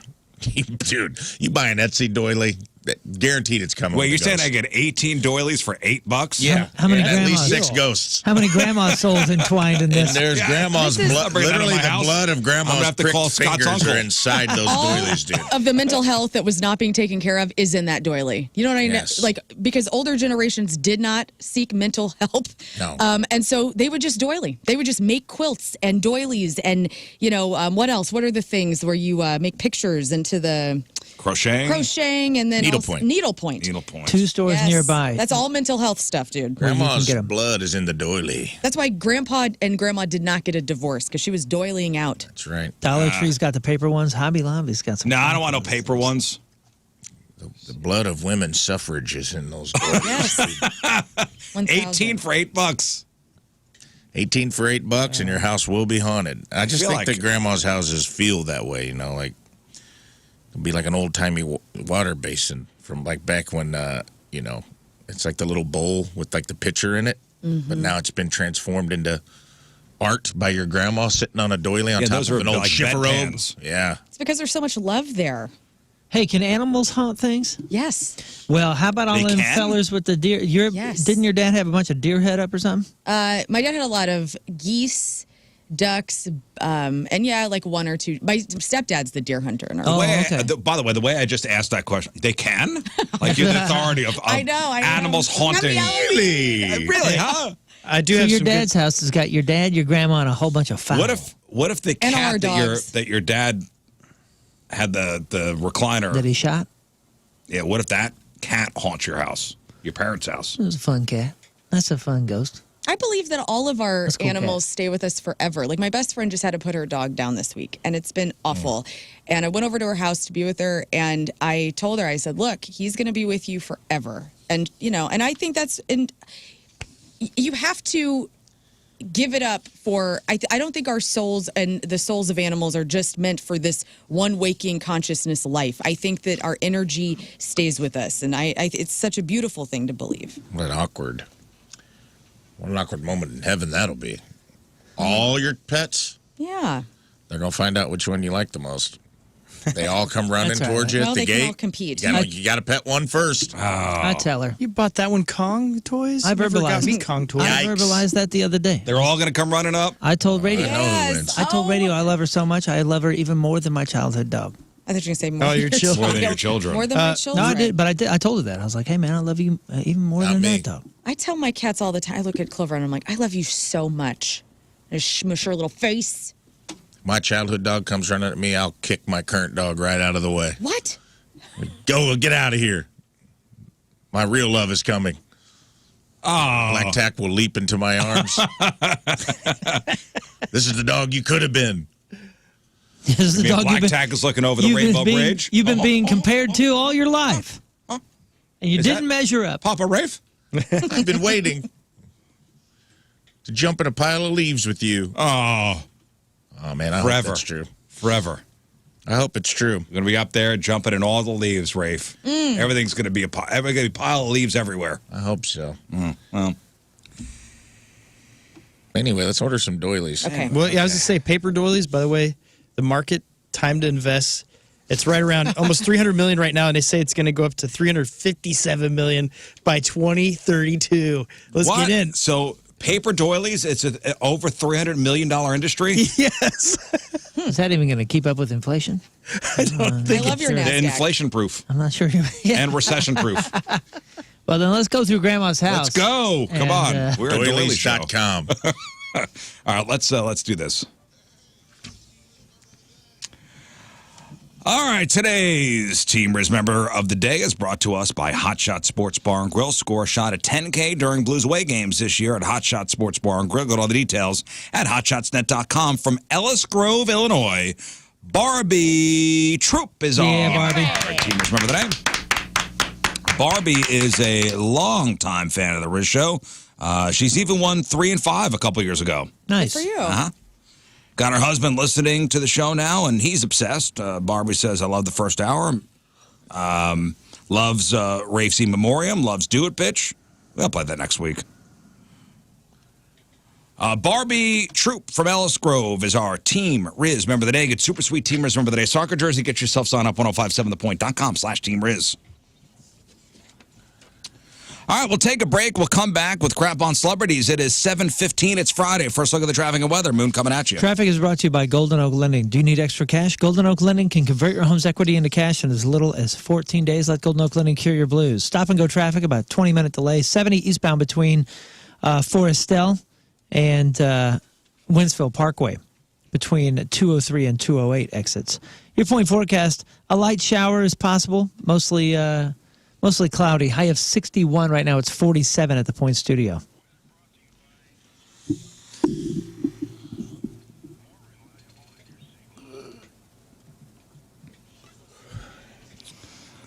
Yeah, Lauren, do you think somebody could be possessed? Yes, that you scares can, me huh? too. Yeah. Possession. Crab on Celebrities next. What do you got? Sammy Hagar checks in on his doppelganger from Mount Vernon. Britney is actually spiraling out. It's pretty sad. The Bruce Springsteen movie is now out, and new foo on a Friday. Let's celebrate. All right, we got that. We got your crappy birthdays. We got the porno birthday. Rafe, you sent me that video of Bill Hader talking about Martin Cove. So funny. Hilarious. Got some audio to play for you. All next. Stay there. Crab on Celebrities. Happy birthday, Rizz. Boy, is he blown up lately, huh? O's the Mentalist. He is everywhere. Yeah. Everywhere. All right, Slow, consistent rise to superstardom. Great dude, too. Welcome back to the program. Phone number 314-624-3833 or 618-398-3833. The Schreier Air text line. 314-649-DUMB. The Mick Ultra Studio Cams, 1057thepoint.com/Rizz. The socials at RIZZ Show. Your emails, RizzShow at 1057thepoint.com. Rafe's In Memoriam coming up. The Friday Fail Stories. We'll give away some prizes.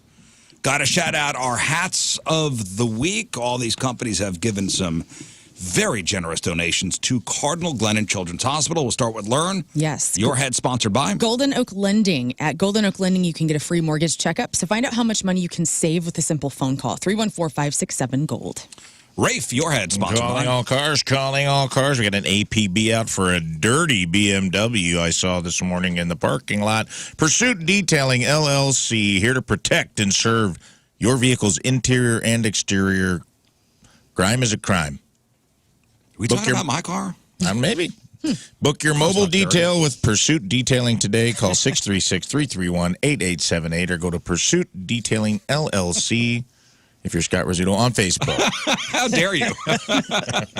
Yeah, clean your white Beamer. No, it's clean. It's clean. It's more of a gray dust color right now. My head sponsored by the great people over at Bates Paints. That's right. Schedule your winter interior painting project now. Beat the holiday rush at Bates Paints. We Master Paint.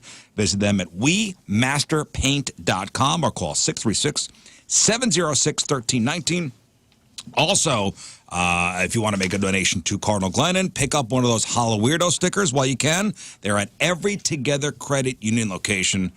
$1 will get you the sticker.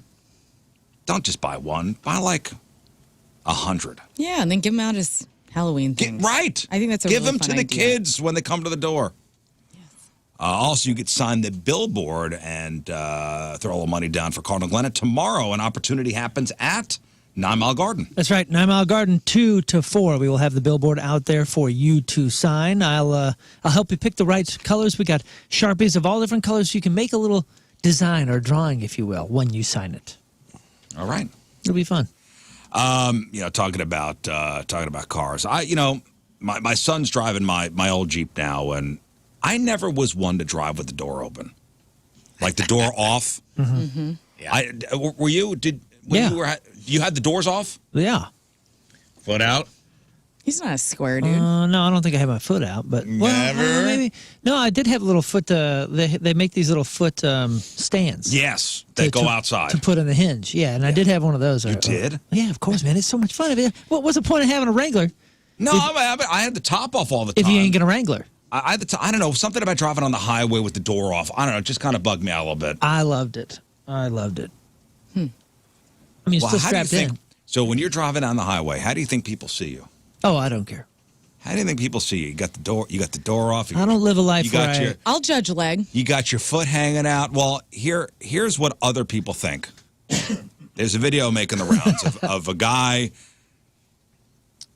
showing how Jeep owners think people react when they hang their foot out the window or with their doors off. Listen to this. Dude, no doors? What? What? On the interstate? Holy crap, that is dangerous, baby.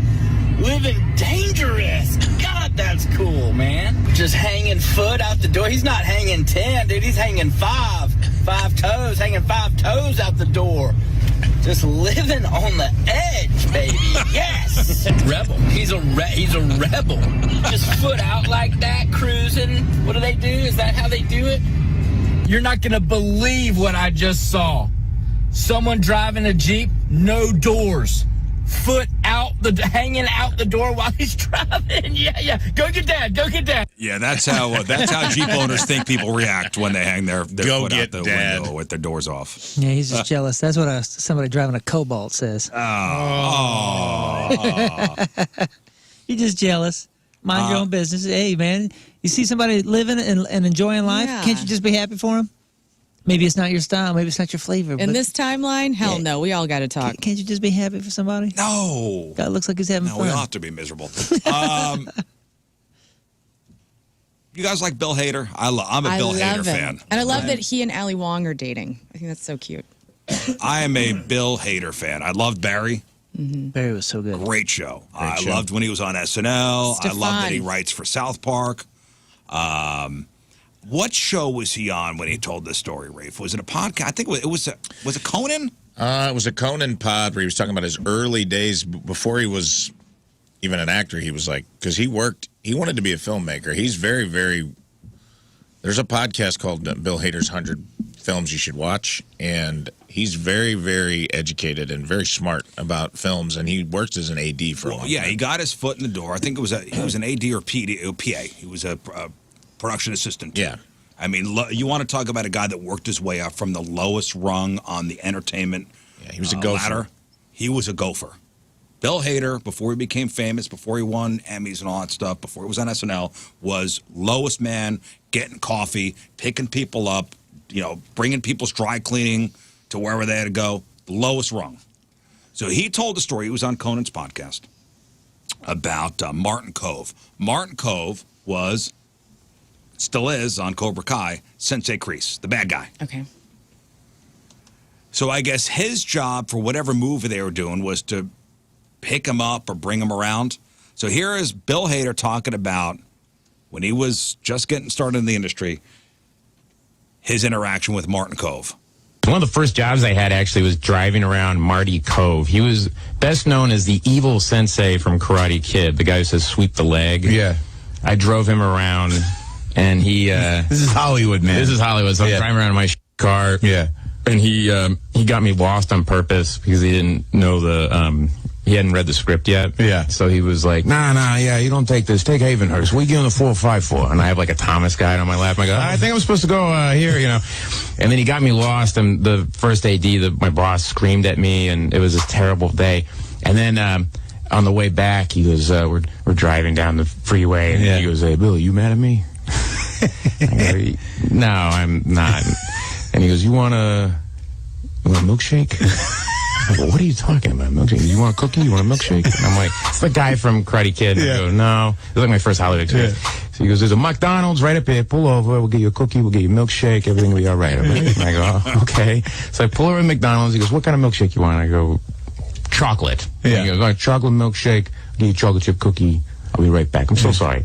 He leaves. He comes back out, eating the chocolate chip cookie and drinking the milkshake. Right. And then he just sits in the back and goes, come on, let's go. No. It was the biggest f*** you. I was like, whoa. One of the first jobs. There we go. Wow. Poor Bill. Wild. That's great. Well, you have those interactions, and it especially when you're first starting out, they kind of imprint on you. Yeah. And it'll show you how not to treat people. Yeah. Like you were once there, and you see how some of these big stars treat the help, treat the underlings. And I experienced that when I first started out. There were some guys that were real douchebags that I worked with. Yeah. I'm like, I vow, if I ever get to that position, I will never treat anybody like that. I still get you coffee every day. Kidding. Shh, don't tell. Come on. Yeah, I'm trying to uphold an image. You're right, man. It's weird because I met that guy's son. Martin Jesse Cove? Cove. He's like a Hallmark movie actor. He just did an action movie recently, and Martin called him because it was his birthday, and so I FaceTimed with that guy briefly. He was going to say hi to my dad, and I go, yeah. I look like he might tell me to sweep the leg. He's like, is that Bill Zabka you're hanging out with there? Well, he just got in trouble for, I think, licking somebody at like a comic book convention. It was his We can't do that anymore? It was one of his... No, you can't just go lick people. Darn He did something it. at I a mean, some people convention, you dude. can, but you must ask first. What if they're a real sucker? Was it licking? It was something weird like that. Licking or biting? I think he bit because he thought it was like funny. He bit like one of his female biting. co-stars at a thing, and then he was like, "Hey, I'm sorry." He apologized. It was a weird thing. I think his son made him apologize. In fact, Martin Cove bites Cobra Kai co-star at fan convention. Like bit her on the shoulder or something like that, right? Somebody got in trouble for licking somebody. Who was that? Having Buse. That was Ariana Grande with a donut. Was it Busey? Did Busey lick somebody? Maybe I just assumed Buse was licking people. There was body cam footage, by the way. Of him biting somebody? No, of the police getting there after that, and the cop said, "You cannot bite people. That is not okay." Yeah. And he just kept telling the cop, "Sweep the leg." And then, Hannah Kim chimed in and said, "That is assault." And then the cop said, "It's 100% up to her if she wants to pursue charges, and I'd like to understand why you did that." And then he said, "I was just playing because we're very playful together, and I bit down too hard, and I meant to just..." And then he stopped, and then the cop goes, "She's got a mouth mark on her." How embarrassing. You're in your 60s, sir. Those dentures, man, he didn't know. He couldn't measure the bite. It is crazy, though. I had that conversation with a club owner. Because, like, sometimes you'll get, after the shows, you'll sit around, you'll talk with the managers, and you'll find out who the jerks are. They love to tell you who Well, treated them especially bad. when the cameras are not on or they're not in front of people. You really get to see who they really are. Yeah, and they'll keep it in the loop. I'm sure Moon goes through this with musicians, too. Like, managers talk to, like, they'll tell you what comedians are cool and what comedians were absolute nightmares. And it's the same names that keep coming up. They're like, "Oh, this person threw a fruit tray at me because they said..." And one of them was this Donald Faison dude, which I could talk about because he got arrested. He's been on like house arrests and stuff. Donald Faison From Scrubs? From Scrubs? No. Murray from Clueless? Wait, who am I talking about? Faison Love. Faison Love. Oh. My bad. It's like my Glad Murray. I said that. No, not Donald Faison. He's such a nice man. Retraction. Copyright. The other dude's best friend. Zach Love. Braff's best friend. Zach Braff's best friend in real life. They're so good at that commercial. They did T-Mobile commercials together. Whatever, yeah. That was a crazy, the guy, he flipped a table and a piece of glass, cut somebody. He's had a couple of problems. Have we had him on? No. Faison Love? No, he's had some problems with having violent outbursts and stuff, which are kind of well known. That's the only reason. There's just a few names. It's Oh, wait a second. Maybe we did. I think we did have him. to have that. He's the guy that threw the fruit tray at you, right? Yeah, which I thought was cool. And bit you. I was like, a famous He guy bite you? hurt me. Cut you. Well, there's a litany of names, and it's the same 4 or 5 comics I keep hearing over and over about treated me bad. Like she was telling, you hear those things, and it does make you be like, I'll never treat people like that, because that's such an awful. One comic who's very famous made one of the managers cut his steak up for him. And she was like, "I'll get somebody to cut it for you." And he's like, "No, you cut it right now, or I'm not going on stage." And just humiliated her and made her cut the steak. Make her do the airplane too. Here comes the steak.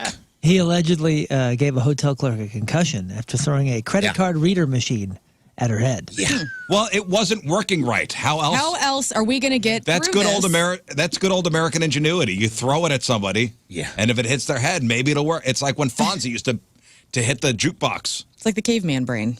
You just throw it on the ground and hope it will work again. When the jukebox didn't work, Fonzie punched it, and it worked again. That was cool. That was hot. Oh, okay, so prosecutors say that Faison ripped the credit card reader out of the holder so fast in a fit of rage, hitting the clerk in the head, and it broke her glasses. So he didn't pick it up and throw it at her. Maybe it was when she turned around, "It's going to ask you a little question." He's like, "I can't take it no more." No, it was Russell Crowe that threw a telephone at somebody. That's a famous story. Russell Crowe picked up a telephone and threw it at somebody. Who else was there? Oh, Naomi Campbell is famous for throwing things at people. Cardi B threw a microphone at a fan. That's right. That was last year. I think she's Bill fine. Murray licked somebody. That's what it was. Oh, yeah. Oh, that's right. At a convention? That's just a Bill Murray baptism. Yeah, if you missed it earlier, by the way, this was Gary Busey's Halloween message. This is my buddy, Mr. Pumpkinhead. Pumpkin. He is an incredible friend, especially this time of year. Halloween! Love you, Pumpkin. Thank you.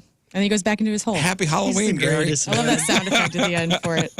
Love you, That's Pumpkin. the cap. That's the cap cut. Cap cut. Or is that TikTok? I don't know what it is. All right. He Love can you, do no Pumpkin. wrong. Love you, pumpkin. All right, let's do Crap on Celebrities. All right, time to find out what's going on in the world of music and entertainment with your Crap on Celebrities. Well, just as our Lord and Savior Gary Busey said, happy Halloween indeed, because Sammy Hagar has commented on the latest arrest of 58-year-old Ronnie Putnam, the overweight Illinois man who claimed to be Hagar at several Mount Vernon, Illinois area businesses. Now, I'm reading that verbatim to how it was written. The overweight Illinois man. It's a fake story. Didn't happen. So here is what Sammy said whenever he found out the news about Ronnie Putnam. I mean, I don't know how this got legs like this. This is one Isn't of that these weird sto- how stuff takes off? It's one of these stories that But we're saying that because Mount Vernon people checked in and said that this guy doesn't exist. But did we get like actual confirmation from the authorities that this man doesn't exist? They were saying there's no police record of anything. It's too good to be true. I know it is, but you know what? 'Tis the season. You know what? Sammy's weighing in. Here's Sammy Hagar on fake Sammy Hagar. Yeah, well, I just woke up and I feel about as beat up as I can be these days at my age. And look at this guy over here. This guy, he says he's Sammy Hagar. Hey, I guess it is the season. Happy Halloween, everyone. Thanks, Sammy. Other musicians who have had people pretending to be them is David Lee Roth, Steve Perry, Peter Criss, Eric Clapton, Bryan Adams, Bret Michaels, and Nikki Sixx. So Sammy's now part of that crew. Yeah, the Peter Criss one is crazy. I don't remember that one. That guy went pretty far with it.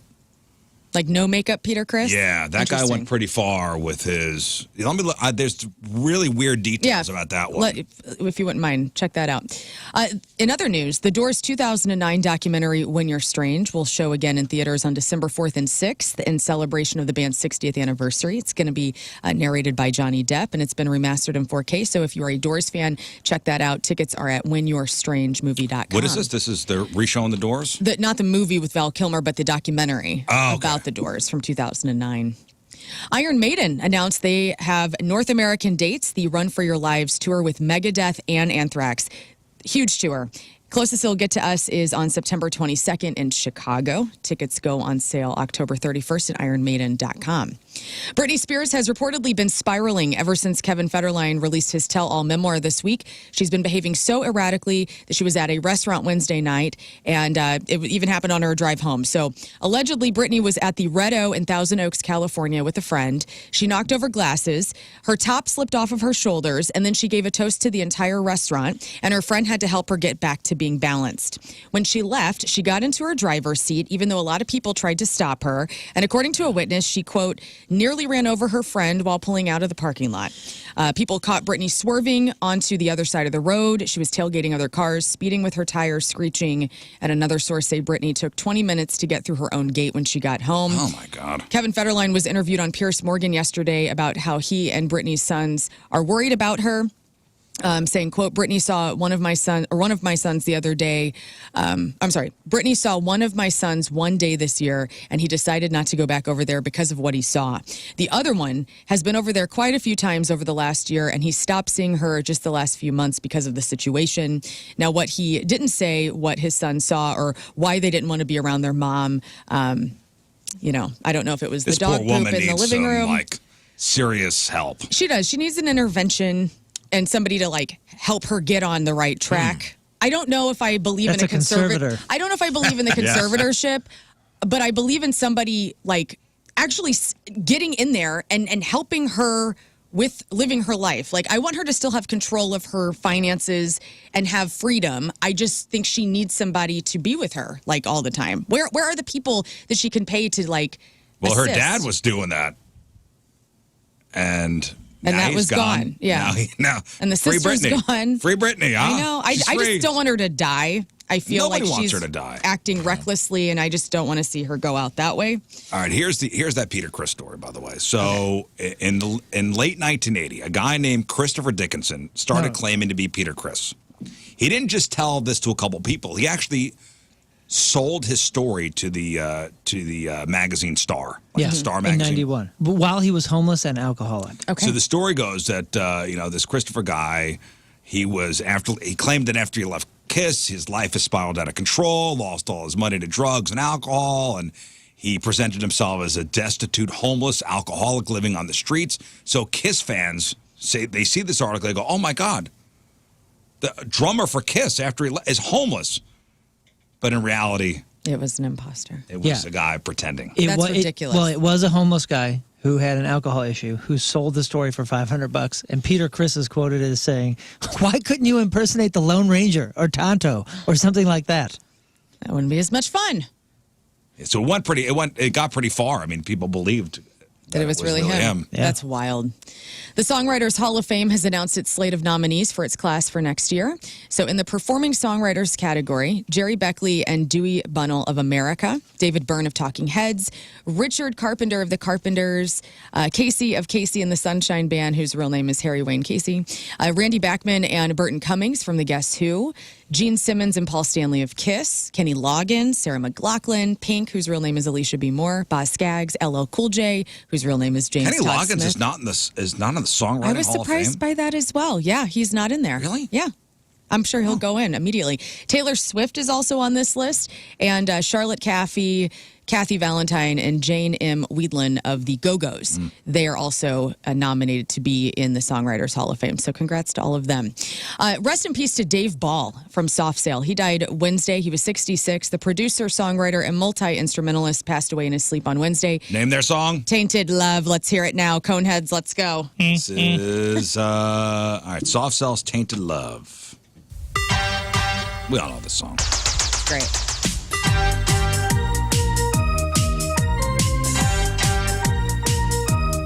Sometimes I feel I've got to run away. I've got to get away. Marilyn Manson had a pretty good cover of it. Yeah. Was that for Not Another Teen Movie?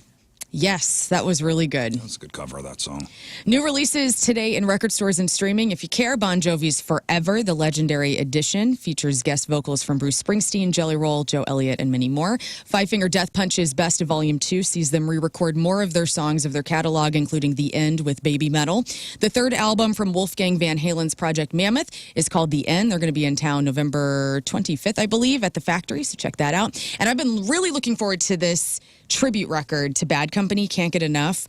I've already heard a couple of songs from Slash, but you got him with Miles Kennedy, Joe Elliott and Phil Collin of Def Leppard, Hailstorm, Blackberry Smoke, The Struts, and Paul Rogers and Simon Kirk of Bad Company are guesting on a couple of the songs. But God, what is the song? I don't know if it's Feel Like Making Love. The Struts did a cover of Bad Company for this record, and it's hella good. So if you're a fan, hella good. Well, that is a ringing endorsement. It is. So I'm excited to listen Charlie to that. Crockett just covered Bad Company, and it's probably real for this good. record. Yeah, it's really, really good. Excellent. And Serge Tankian dips into his archives for covers, collaborations, and collages. That's out today. TV news. The final episode of Netflix's Stranger Things is going to air on the streaming platform and in movie theaters. So if you want to take it even the next level, you can do this. They confirmed that 350 theaters in the U.S. will show the last episode at the same time that it premieres online. And so the first screenings will take place on December 31st, with replays being shown on January 1. Is anybody interested still? Stranger Things? My daughter was a diehard. She even went up to that pop-up thing they did in Chicago. Like, she was in.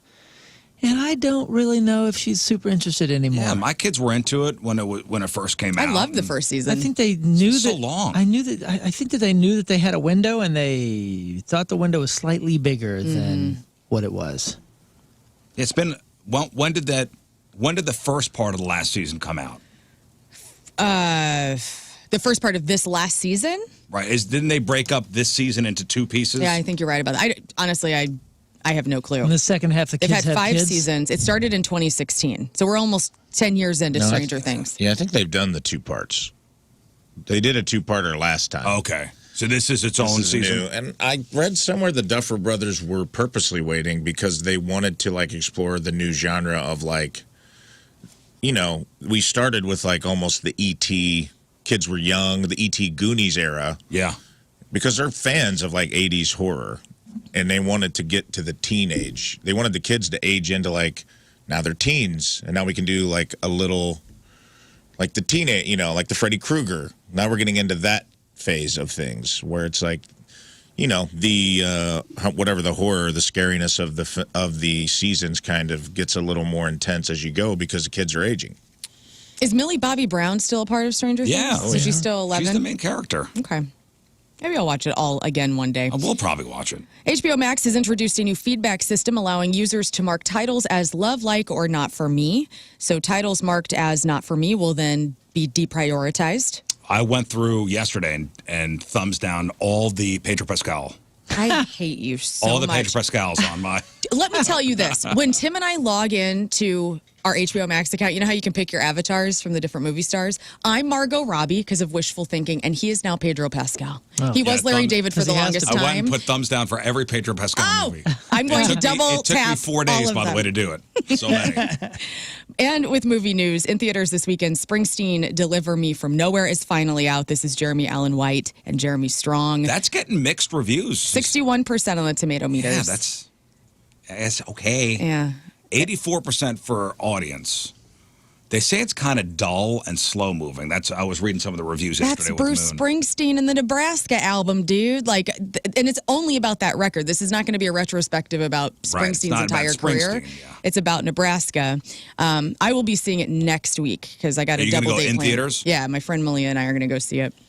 So that's out. And here's a little taste of Jeremy Allen White singing in this movie because I love that he actually is performing in the movie. He sounds very similar to Bruce Springsteen. Come on, You want to know why I did what I did? Sir, I guess there's just a meanness in this world. And that's actually Jeremy Allen White. Sounds like a harmonica. Oh, okay. That's him using his voice, actually. Yeah, that's wild. Yeah, that's how his Making voice a sounds. harmonica sound. Wow. I'm excited mouth about harp. it. But I'm a Springsteen fan. If you're not a Springsteen fan, of course you don't care. Regretting You. This is the McKenna Grace, Allison Williams, and Dave Franco movie. This has 35%. So looks like you have no choice but to see the Springsteen movie this weekend because everything else sucks.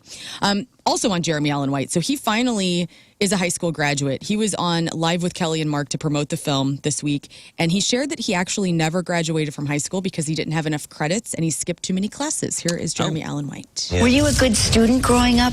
No, I was not. Just I had a hard time paying attention. I was really lucky. I went to a drama school. We could leave the school at lunch and go eat wherever we'd like, but oftentimes I would just leave at lunch and I would never come back. But yeah, I wasn't a good student because I didn't go to school enough.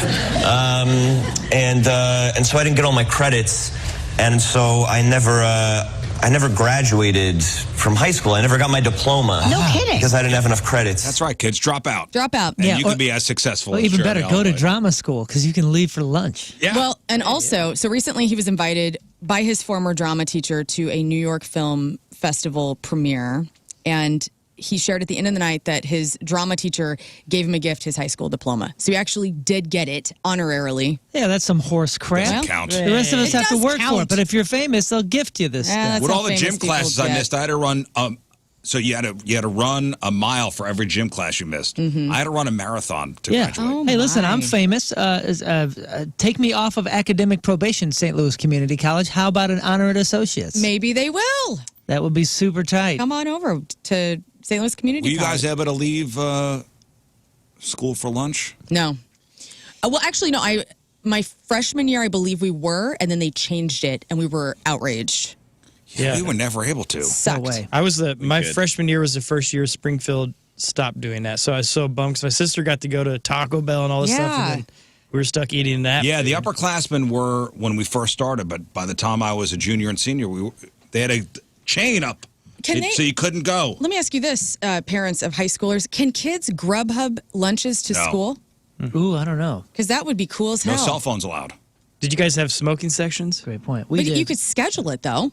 Yeah, we had a You smoking could schedule section before outside. you go to school. Be like, oh, I'm gonna have McDonald's and have it scheduled to arrive. That's brilliant. Yes, it is.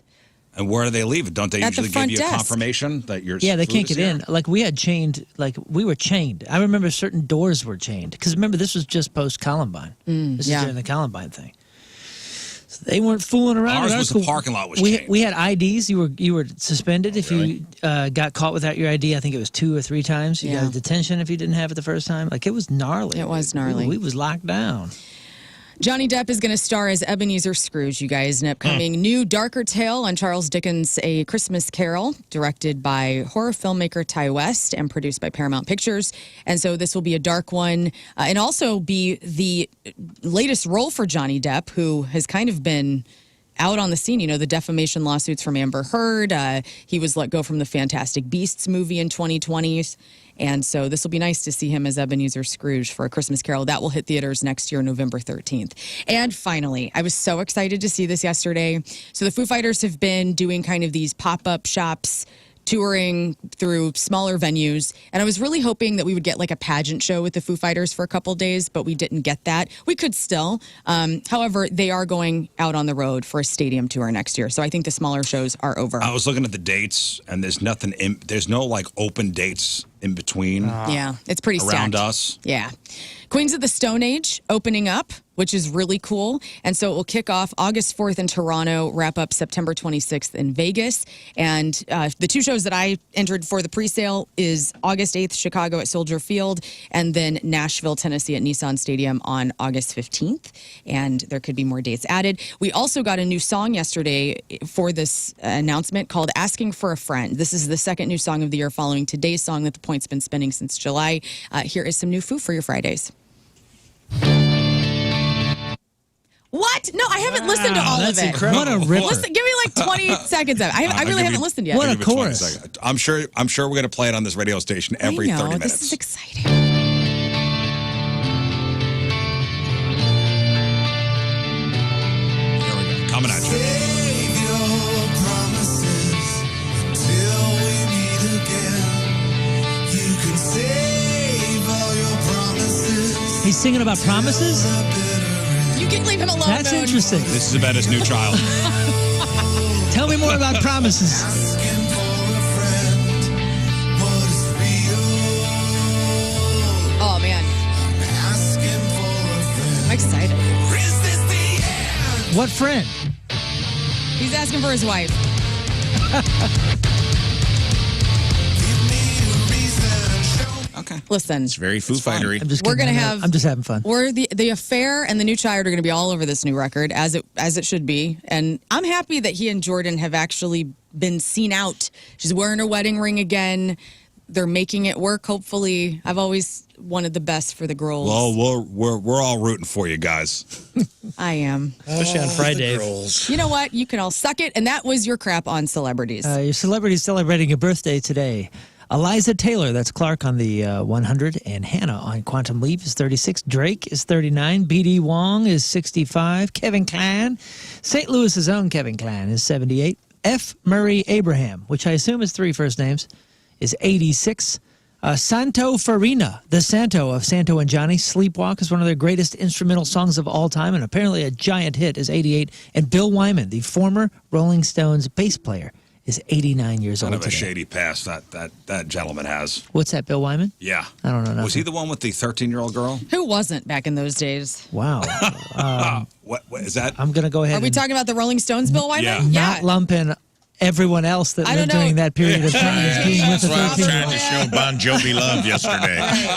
Oh, my I don't know. gosh. I've read too much, I think, on the internet. Today's porno birthday, which is being brought to you by Patricia's, where Fun and Fantasy meet, is Renee Pornero. That's right, Renee Pornero. No She way. sounds exotic. Destined Born for with this- that name, huh? for this industry. Wow. Today's birthday girl's been in 346 fine films, including Three's Not a Crowd, The Army of Ass 8, Big Butt Attack 7, Bookworm Bitches, Double Parked 10, Lot Full. Lot full. Yeah, Double Parked 10, Lot Full. Fast Times at Deep Crack High 10, Hot Bods and Tailpipe 27, and who could forget her role in 2015's classic Ripe for the Pipe. Whoa. Renee Pornero is 46 years old. Pornero, dude. That's so good. That's your porno birthday. Those are crappy birthdays, and that was your Have we crap not heard on that one celebrities. before? Pornero. Pornero. All right, we'll take a break, but first, the phrase that pays. That's right. Every hour from 9 to 5, Monday through Friday, we will drop a keyword, 9 code words total per day. And that's going to form one mystery phrase created by a member of this here radio program. So the phrase that pays is like 2 cash giveaway games in one. Catch a couple of those code words during the day. Enter each one on the Point mobile app or at 1057thepoint.com for your shot at a $1,000 weekly grand prize. Each hour is a new chance to get entered to win, up to 9 times per day. But if you play along all day and collect all 9 keywords... The phrase that pays. The phrase that pays. More money. More money. The phrase that pays. It's time to tell us the Rizz Show's phrase that pays. That's right. The phrase that pays. Yesterday was King Scott's phrase that pays. So if you got all 9 words, 314-624-3833 or 618-398-3833, you give me all 9 words, you give me the phrase that pays, we will give you $250. Man, people are paying attention. I'll tell you what. Phones light up. Yeah. All right, Kim. Yes. All right, Kim, do you have the phrase that pays? Now, this was King Scott's phrase that pays from yesterday. Go ahead. If you want to be smart, wear nerdy glasses. If you want to be smart, wear nerdy glasses. That is correct. Congratulations, Kim. You are $250 richer. Oh, I'm so excited. Thank you for paying attention. Hang on one second, Kim. Get all your info. So we'll drop the first keyword of the day at around 9 o'clock. Today is my phrase that pays. So make sure you're listening 9 to 5 for the 9 keywords. And Monday we'll ask you for my phrase that pays and your chance to win $250. All right, we'll take a break. Scott. I know Scott's on the phone. You on, buddy? Tell it to hold on. Hi, Scott. Yes. Hey, can hello. you load up the phones again? Yeah, for a contest? Yeah, we're going to do a contest next. Going to give away some stuff. We've got tickets for tomorrow's Ride or Die Halloween party over at Ballpark Village. We got tickets for night 2 of Halloween, which is coming up Sunday at the pageant. And we got tickets to go see Grandson over at Del Mar Hall on October 31st. The game we're playing is Halloween Candy Clash. That's right. The Halloween Candy Clash. So here's how it's going to work. The rules are simple. Rafe's going to give you 2 candies. A matchup of iconic Halloween candies. All you have to do is tell us which candy has higher annual sales. Which candy has higher annual sales? And you will have a Moon Lifeline and you will have a Learn Lifeline if you need. 2 out of 3 right, you win your choice of prizes while supplies last. So that's right. Rafe's going to give you 2 candies. You have to tell us which candy has the highest annual sales. And these are based on numbers from last year because we don't have this year's. We don't have 2025's numbers yet. That's right. So these are all based on 2024 numbers. The Halloween Candy Clash, 314-624-3833 or 618-398-3833. We'll play next. All right, welcome back to the program. Friday Fail Stories coming up. Rafe's In Memoriam on the way, but first... All right, today's contest is sponsored by... CarStar, your auto body repair expert. Hail damage, see them at carstar.com. All right, we're playing the Halloween Candy Clash. That's right. Rules are simple. Rafe's going to give you 2 candies. You tell us which candy has higher annual sales. That's it. Easy. U.S. numbers only. And these are numbers from last year. So which of the 2 candies has higher annual sales? 2 out of 3 right, you win your choice of tickets. Ballpark Village tickets. Ballpark Village Ride or Die Halloween party tickets for tomorrow. Ludo night number 3 of Halloween, which is happening Sunday at the pageant. We also got Grandson tickets. 314-624-3833 or 618-398-3833. Let's go to the phones. And we have Rob in Belleville. Hello, Rob. Hey, man. Now, Rob, you have a Learn and you have a Moon Lifeline, should you choose to use them. Right on. All right, here we go, Rob. The Halloween Candy Clash. Good luck, Rob. Rob, Snickers versus Reese's Peanut Butter Cups. I'm going to say Reese's. Reese's has, yes, the higher annual sales. Really good job. Good job. Next. Rob, round 2, Sour Patch Kids versus Swedish Fish. Ooh, Sour Patch Kids. Show me Sour Patch Kids. You guys agree? I agree. Yeah. That is correct. Really good job. Rob, congratulations. Simple as that. You win. What do you want? Let me get the Halloween. Halloween night 3. Hang on one second. All right, Brooke in Bethalto. Hello, Brooke. Hi, guys. All right, Brooke, here we go. The Halloween Candy Clash. Brooke, good luck. Brooke, Twix versus 3 Musketeers. Twix. Twix is correct. Next. Hot Tamales versus Snickers. Who's got the higher annual sales? Snickers. Wrong. What? Hot Tamales outsells Snickers. Blasphemous. That's crazy. Well, you know what? Those hot candies, I mean, hot foods are so Those cinnamons. hot right now. The cinnamon people, they double up. They buy a lot. More than Snickers, though? More than Well, Snickers. there's less I competition guess it's in the nuts. hot market. A lot of people can't have peanuts. That's a good point. There's also a lot Yeah, of that's it. chocolate. There's not a lot of cinnamon candy. Yeah. All right. And finally, Brooke, it comes down to this. Remember, you have a Learn or you have a Moon Lifeline, should you want to use them. Brooke, this is a tough one. Brooke, Kit Kat versus Butterfinger. A Kit Kat. You say Kit Kat. You guys agree? Yeah. I Lifelines? agree. Kit Kat or Butterfinger?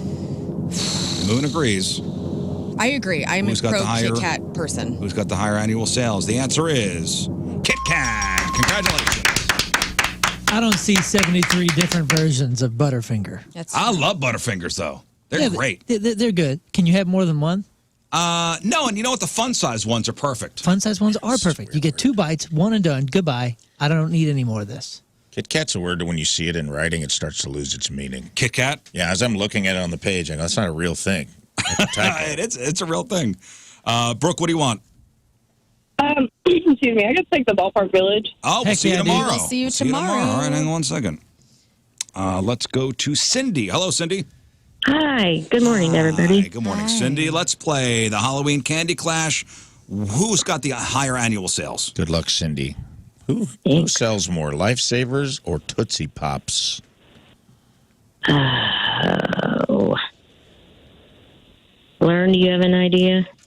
Cindy, I got all sorts of ideas. Lifesavers or What Tootsie? sells more? I'm leaning towards Tootsie Pops, but That's what I was leaning for as well. Like Lifesavers, but Tootsie Yeah. Pops, and this is the Did you say suckers. Tootsie? I do. Right. We've been through this Tootsie. before. Now, remember, I say Lifesavers Tootsie. could include Who says Tootsie? Mint. I say Tootsie. Tootsie Pop. Tootsie Pop. Show me. okay. You go with- Tootsie Pops. Okay, that Cindy is and her Tootsie Pop. the incorrect way to say it, but the correct answer. That's right. You were wrong. That's right. Tootsie and you were Pops outsold Liffy Savers. Liffy Savers. Liffy Saver. Liffy Savers didn't even come close. What do you say, Tootsie? Toots. Tootsie. So, What's up, Toots? Toots. What's up, Toots? up, Toots Toots? McGee. All right, back to you. All right. Tootsie Poops. I feel like if there was ever a human being to insist on saying Tootsie, it would have been King Scott. What's up? Not Well, you. I wonder what he's on the phone. I wish What's I up, knew. Toots? Because he's a Toots guy. You Yeah, know, he is a hoots, Toots and guy. Toots. Listen, I am a professional. Okay, leave me alone. What? What's You're a professional. Toots. Professional at what? I'm a Halloween queen. Okay, Talk leave me about alone. a word losing its meaning. Toots, Tootsie. I know. We've said it too many times I know. now. Yep. All right, Okay. next. All right. M&M's versus Skittles. M&M's versus M&Ms. Skittles. Excuse M&Ms. me. Going with M&M's. The answer is M&M's. Yeah, dude. That's surprising. All right, Cindy, what do you want? M&M's. Halloween. Halloween night 3, Sunday over at the All pageant. right. You're going. Hang on. Let's go to Justin in Freeburg. Good morning, Justin. Morning. Happy birthday, Rizz. Thanks, buddy. Justin, it's the Halloween Candy Clash. Who's got higher annual sales? Justin, who sells more, Candy Carn or Twizzlers? Oh, Twizzlers. You say Twizzlers. Do you guys agree? No. I do. I say Moon candy corn. disagrees. Candy corn. You Oh, just this is said- a year long. Candy. This is Hold all on, year. But Oh, year. annual sales. Yeah, Annual sales. Twizzlers. Oh man, I still say, Twizzlers. I say candy corn just because there's nothing riding on it. Okay. And the answer is candy corn. Oh. Candy You corn. were right, Moon. I'm shocked. I'm shocked to my Shocked. core. What kids eat Twizzlers? I thought the same candy corn was just being recycled as time went on. I just Right, assumed from it like was 10 like years ago. it is a It's just giant sitting in- chain letter that just keeps getting handed from generation to curse. generation. Do kids don't eat Twizzlers. Yeah, they do. Do they? I would think Twizzlers, because they're in movie theaters, would sell. Right? Would No, be the kids are buying. They use them as straws and No stuff. kid is buying a Twizzler. What kids buy Clearly. Twizzlers? It does sound like an old timey does toy. Yeah, but- I Twizzler hate bites Twizzlers. count? You're acting like people are out here eating candy corn willy-nilly and Yeah, stuff. but I think people still buy candy corn because they're idiots. Ooh, Okay, well, I can't argue that. I do hate What a Twizzlers. rock solid argument you just made.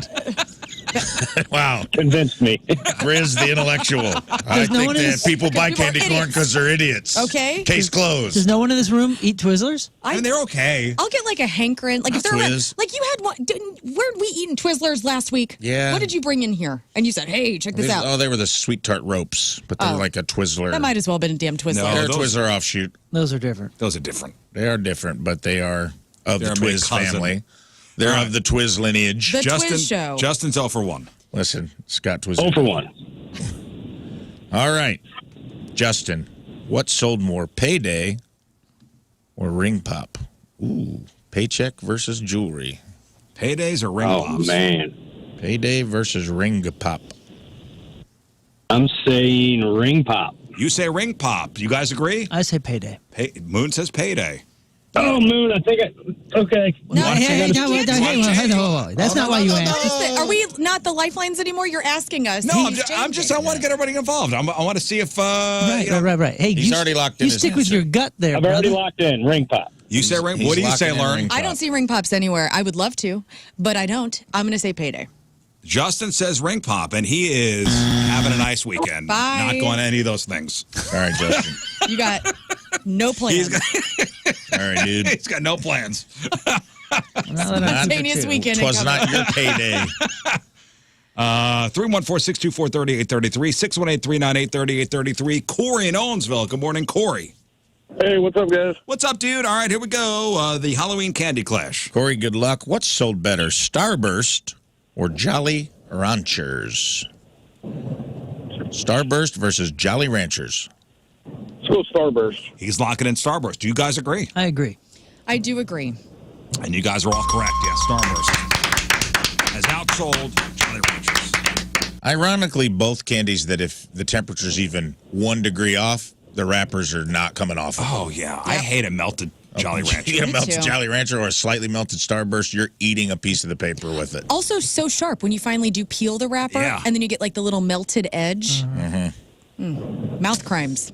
Mouth crimes. Speaking of mouth crimes, Hershey's bar versus Milky Way. Then we're talking your straight up regular Hershey bar. Straight up. Regular. Straight up, dude.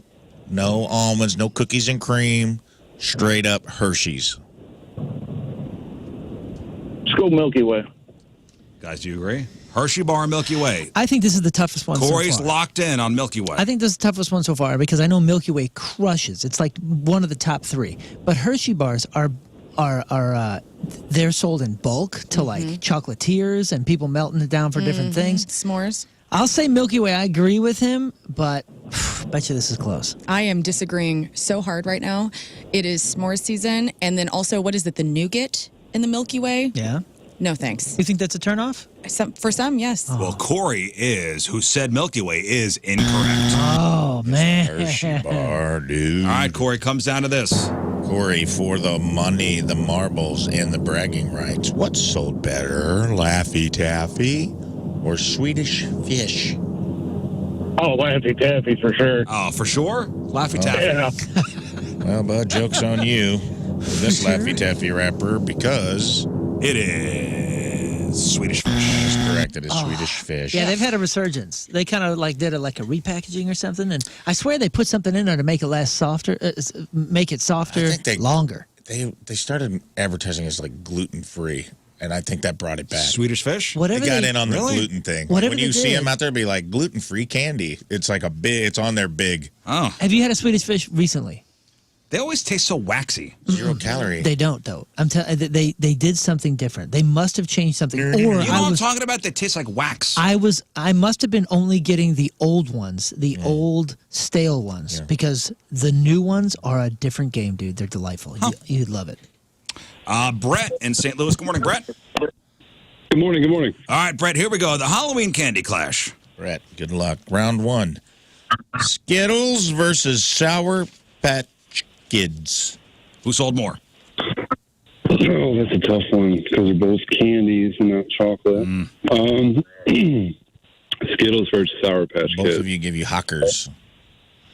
I'm gonna go with Skittles. He says Skittles. You guys agree? Skittles or Sour Patch Kids? Skittles crushes, but Sour Patch Kids is so popular. I'm going to say Sour Patch Kids. I'm going to say Skittles. And the answer is Skittles. Nice. All right, next. Did you just fall down the stairs? Wow. So Brett, excited. damn. Brett celebrated by throwing himself down 3 flights of stairs. Let's get this in before you bleed out from your compound fracture. All right. What sold more, Snickers or Twix? Snickers versus Twix. Oh. Yeah, you gave me both candies. Now you gave me both chocolates. Yeah. It's a tough one. Snickers versus Twix. You got it, bruh. I'm gonna use Moon as a lifeline for this one. Moon Man, Valjean. I far prefer Twix, but I will say with 100% confidence that it's Snickers in this case. Oh, left Learn foot shake strike. your I'm head. shaking my head. I'm going back to the nut allergy. And Twix, they did the whole left-right thing. I'm saying it's Snickers Twix. is huge. In the nut game, Snickers rules. And the answer is Snickers. Damn it. Yes. You're welcome, man. All right, Brett, what do you want? What was your ballpark village? Yes, yeah, dude. tomorrow. Hang on 1 second. We'll get you all set up.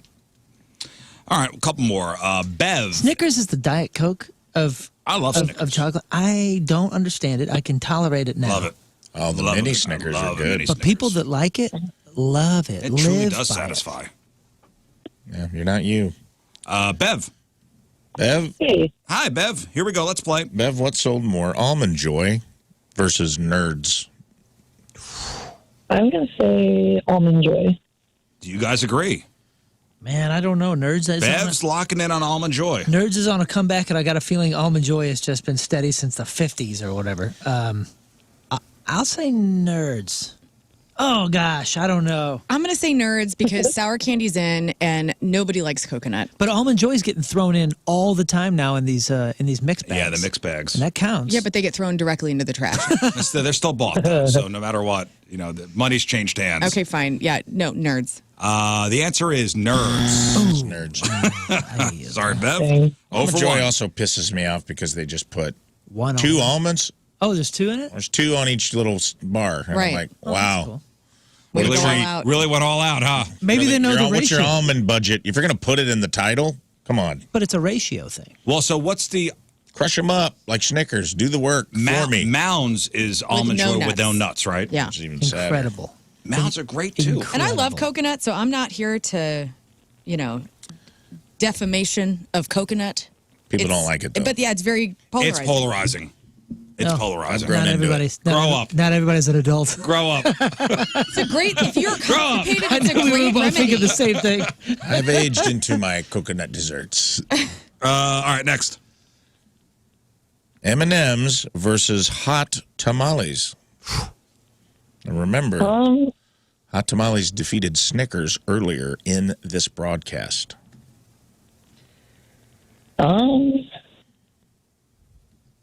I think I'm still going to go with M&M's. She says M&M's. Do you guys agree? M&M's versus hot tamales. I Who do. sold more? If you're counting peanut and peanut butter M&Ms. Straight And all the- M&M's. Straight M&Ms. Oh, only straight. Straight M&Ms. Straight up. Peanut M&Ms. The brown bag only. Straight This M&Ms. is just like Hershey's candy Brown bag. Yeah, but who? You think so? Yes. I was gonna say, but who? They are in everything. Bev says M&Ms. They're in every variety pack. The way that we were all Great point. dogging on cinnamon flavored Fireball this week shows that cinnamon is polarizing. So why don't chocolate you- is not. Beat Snickers, though. Okay. I don't know. I can't explain it. I'll go with you. M&Ms. M&M's. And the answer is M&Ms. All right. All right, comes down to this. Comes down to this, and guess who's back? Back again. Candy corn. Tell a friend. Candy corn versus Hershey's bar.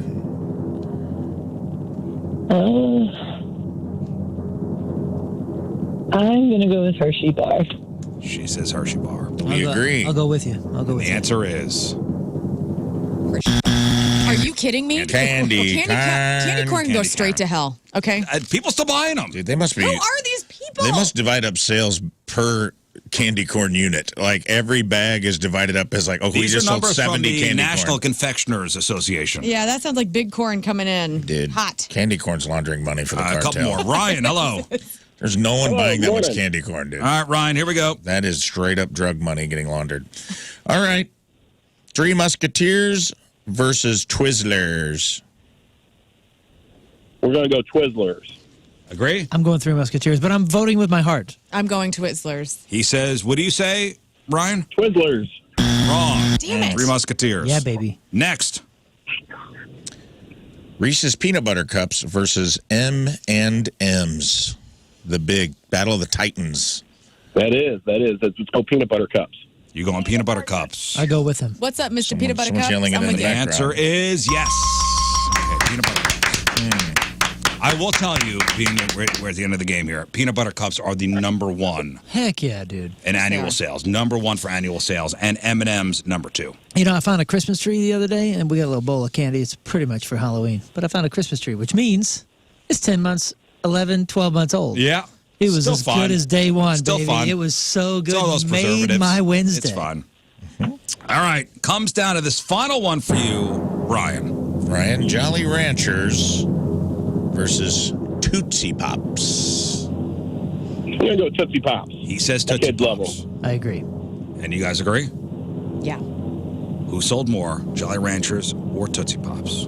The answer is Tootsie Pops. Oh, no. I'm sorry, Jolly Ranchers. Jolly Ranchers. Oh, Jolly no. Ranchers. Jolly Ranchers. Jolly I Ranchers. don't feel like I see anybody buying or talking about or passing even. Jolly Ranchers, I thought they were kind of going away. Yep. John Hewlett would always have a good stash of Jolly Ranchers in his briefcase. Is it our generation's Werthers? Like, is it our old Maybe. people candy? Like the teachers always had them in grade school. All right, one more. Langdon. Hello, Langdon. What's up? Good morning, everybody. Final contestant. Here we go. The Halloween Candy Clash. All right, Langdon, good luck. Langdon, Butterfinger versus Swedish Fish. Butterfinger. Good job. Show me fish. No. Next. Round two for the win, Langdon. Hot Tamales, once again, versus Skittles. Ooh. Hot tamales versus Skittles. Skittles. He says Skittles, I guys. agree. I agree. What do you say? Yes, Skittles. Damn it. Dang, how's that rainbow taste? You know? tamales. Impossible. Insanity. He goes, I don't believe that. Finally, Finally. it's a tough one, man. Good luck. Kit Kat versus Hershey Bar.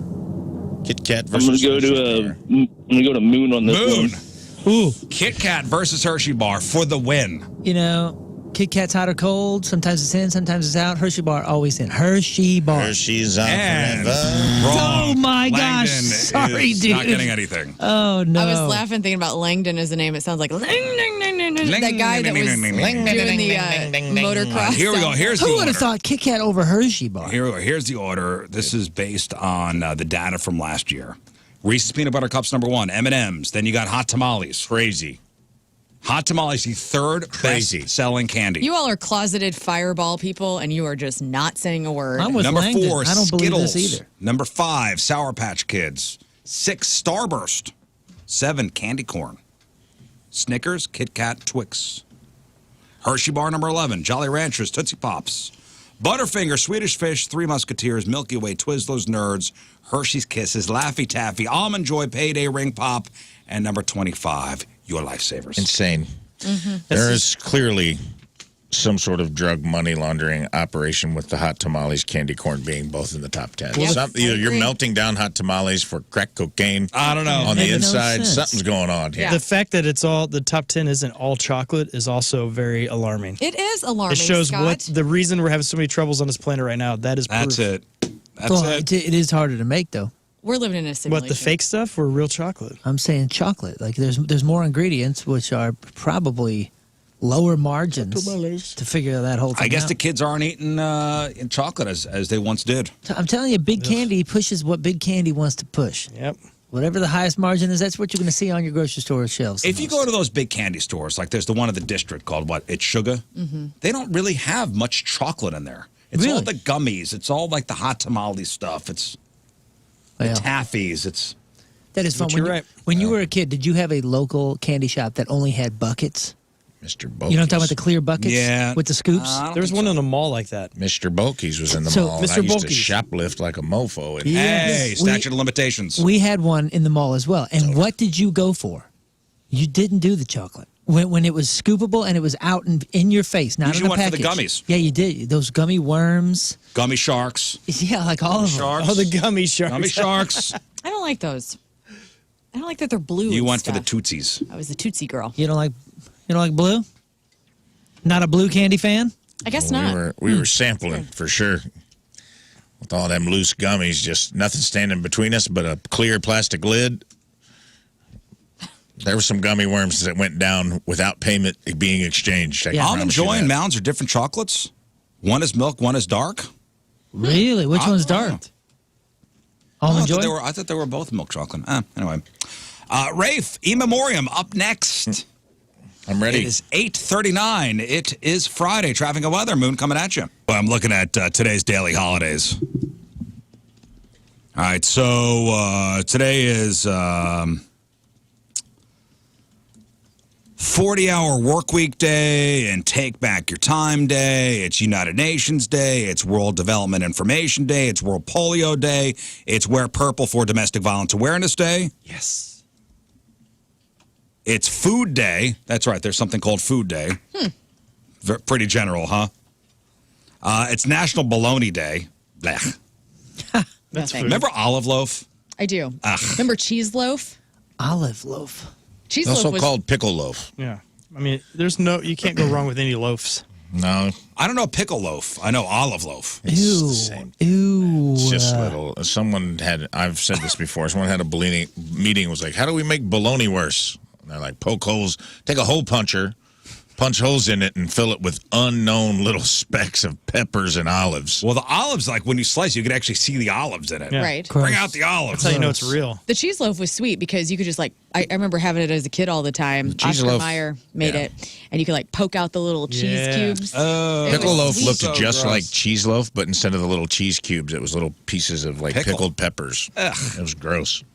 Huh. That's dad food, brother. Remember the hot dogs that had the cheese inside? Of course I do. Yeah. Were they Frankenfooters?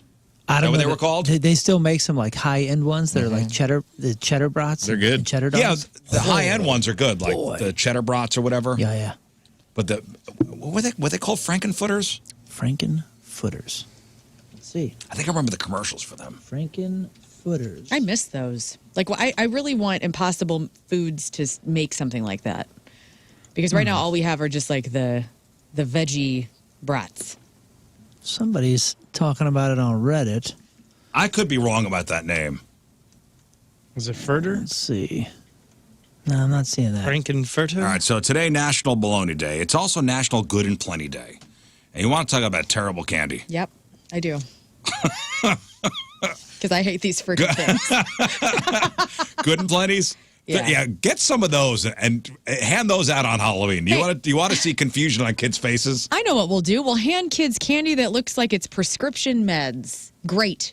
Yeah, they look like pills. They do. Good and Plenty's, by the way, are the oldest branded candy in America. Good and Plenty's are the oldest branded candy in America. I could probably safely say that I never had one. Really? No, they look like old people medicine. I don't want that. They're like the pink and white capsules of licorice. They're original purple pill, dude. So they look like a Pepto-Bismol version of something I don't already like. So you've had a Good and Plenty, right, Rafe? Oh, yeah. I was Scott? kind of surprised I mean- Mike and Ike's and Good and Plenty's didn't make the list. Yeah. No, those. I remember as a kid, anything you ever went to, those would be one of the boxes that would be. I mean, Somebody's giving out Good and Plenty. these are just the wrong colors. Unless you have somebody physically enjoying them right in front of you saying, I think you would like this. You would never seek this out on your own. You see, look at it. It's the wrong. This is not something I want. I don't want to try that pink See, I and liked white. licorice as a kid, so. Yeah, I'm okay with licorice, but not this licorice. What's it taste like? Strawberries? No, it's licorice. It's just licorice? Black Black licorice. In a pink. With like a candy coating. Well, I'll never try it. It's hard. It's black licorice with a hard shell. I can guarantee you. With a hard shell candy coating. I mean, look at that. What is going to bring me to it? Nothing. Those are good for decoration. You just fill up like a cute little vase. Those are good to throw in the garbage. Yeah. Oh, I thought you said you liked them. I like regular licorice. I like regular black licorice. What turns you off about this? Is it the candy, coating, and and the black licorice in there tastes like caca. So is it hard? Is it like a crunch? Yeah. Yeah. Oh, okay. And then Soft in the middle, hard coating. Hard candy shell coating. Oh, you're softer in the getting middle. worse. Yeah, it's terrible. It's not great. This is the ultimate worst. You know, this takes the lowest bar for candy instead of candy corn. No, Necco wafers do, and Oh, but let's bring you that can't up. argue that. Almost looks worse in a box. Mm-hmm. Oy.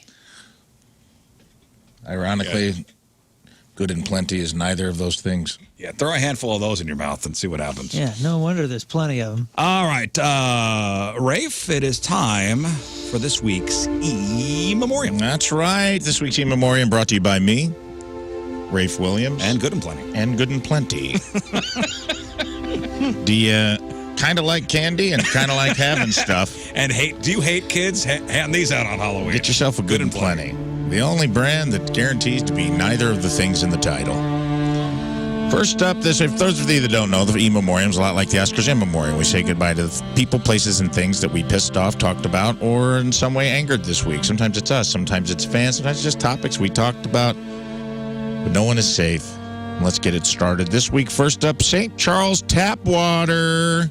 Yucky. The city of St. Charles found out their tap water is tainted because of algae in the Missouri River. But even worse news, they found out their tap water is from the Missouri River. Gross. Holy hell. A lot of people shocked. A lot of people shocked by this. I thought the reason you moved to that side of the river was to have a better life. Turns out you were wrong. That's right, New Chesterfield. Your highfalutin faucets are spitting out barnacle beer that tastes like tainted terrarium turtle shell backshot brew. Oh. Yeah, put that in your little pipe and smoke it. You're drinking turtle hump water. Gross. In fact, I believe we have actual audio of your water flowing through your Brita filter. Rizz? Yeah.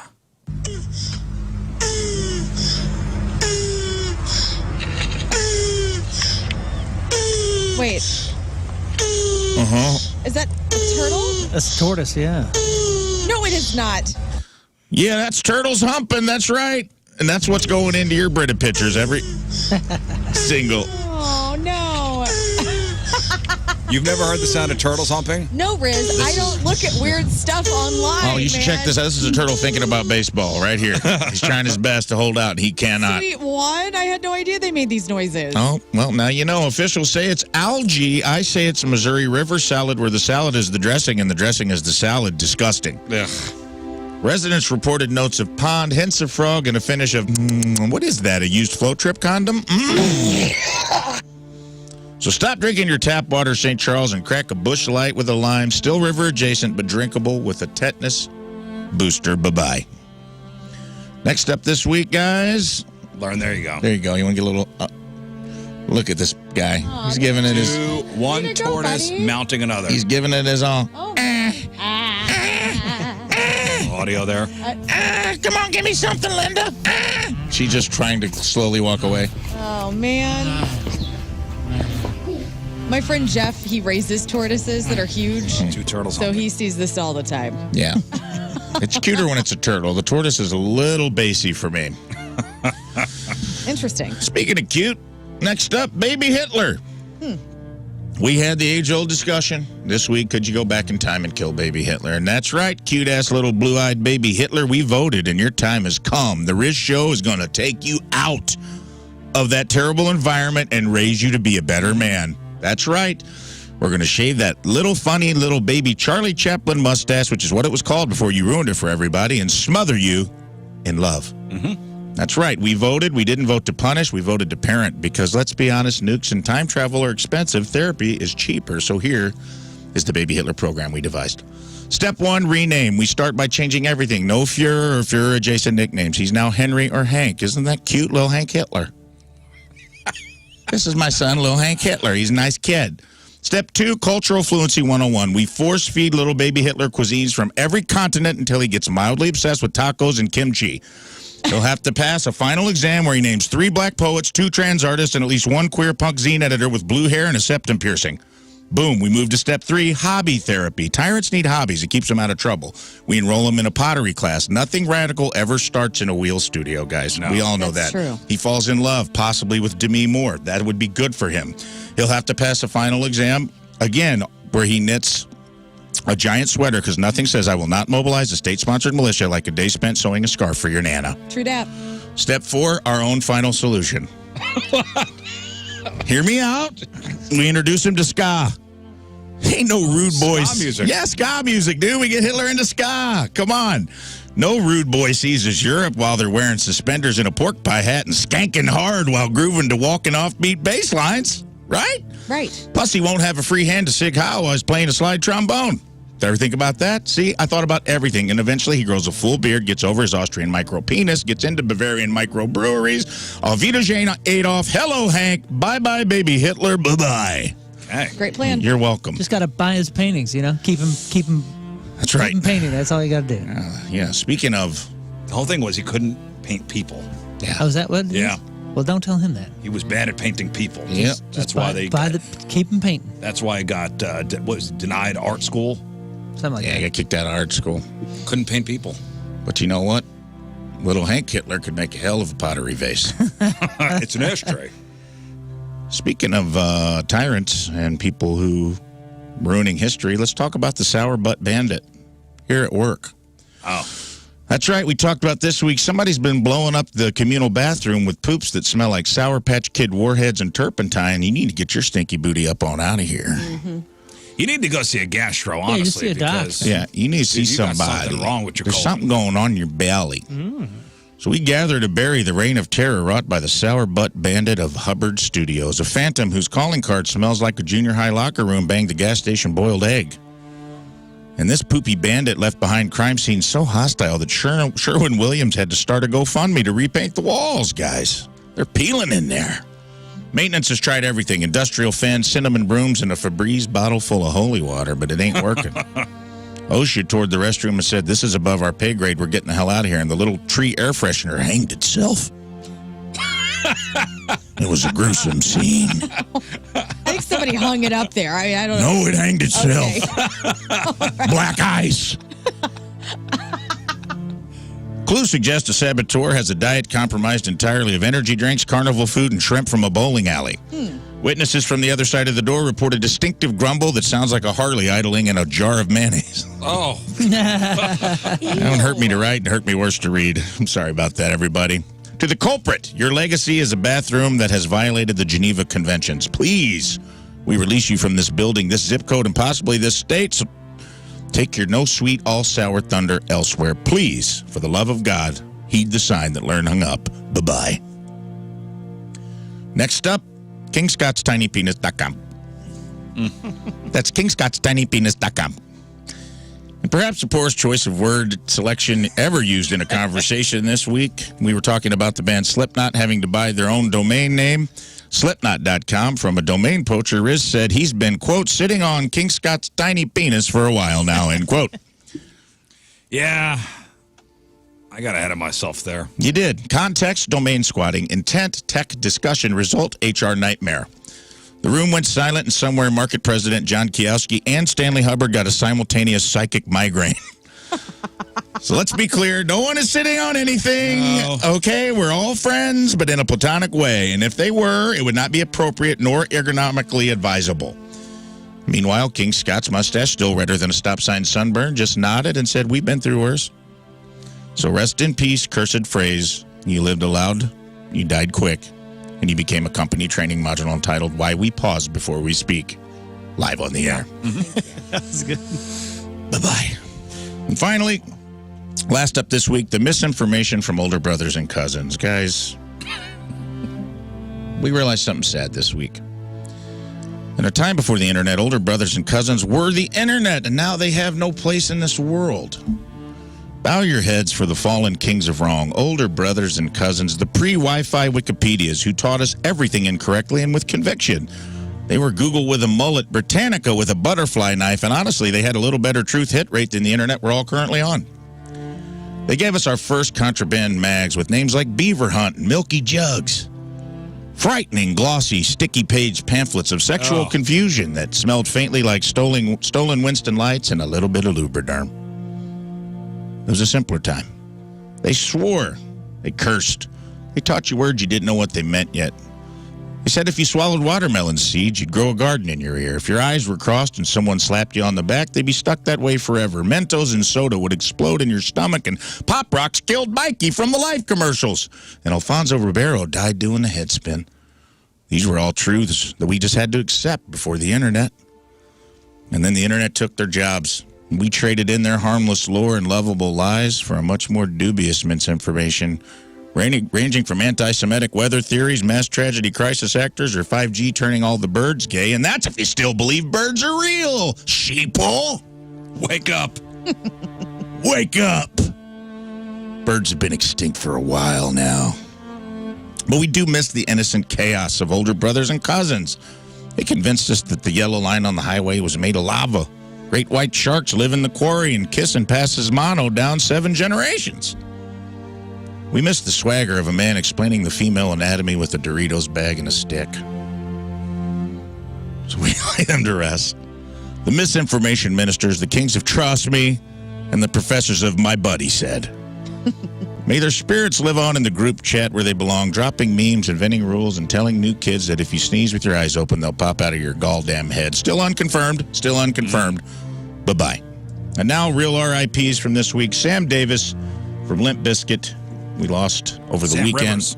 Sam Rivers. Sam Rivers. My bad. Going to get a lot of emails about that. Soft Cell's Dave Baum.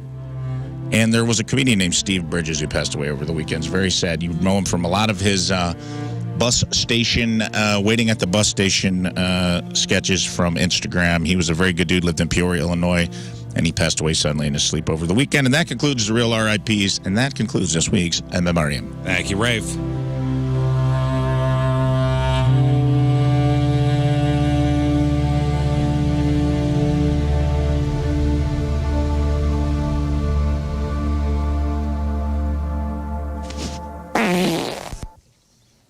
Nice. All right. Beautiful. I will take a break. Friday Fail Stories and Sports. I think 2 people need to be shot, by the way. No. And which 2 would those be, Rizz? What do you mean 2 people? 9:04. Friday, traffic and weather. Moon coming at you. All right, folks. Time for your Friday Fail Story. So all these people thought they had the perfect plan, but somewhere along the line, that perfect plan went completely sideways. Woo. And it became an Uber. An ultra. Don't you dare. Dare I say it? I'm going to say it. Mega. Here we go. As one.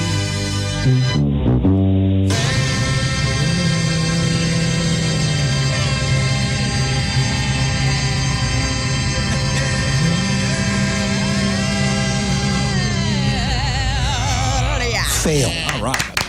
Thank you. Friday Fail Stories are sponsored by Moritz Royce Jewelry, the official jeweler of the Rizzuto Show. Not a great story to start out with. Oh, I love it.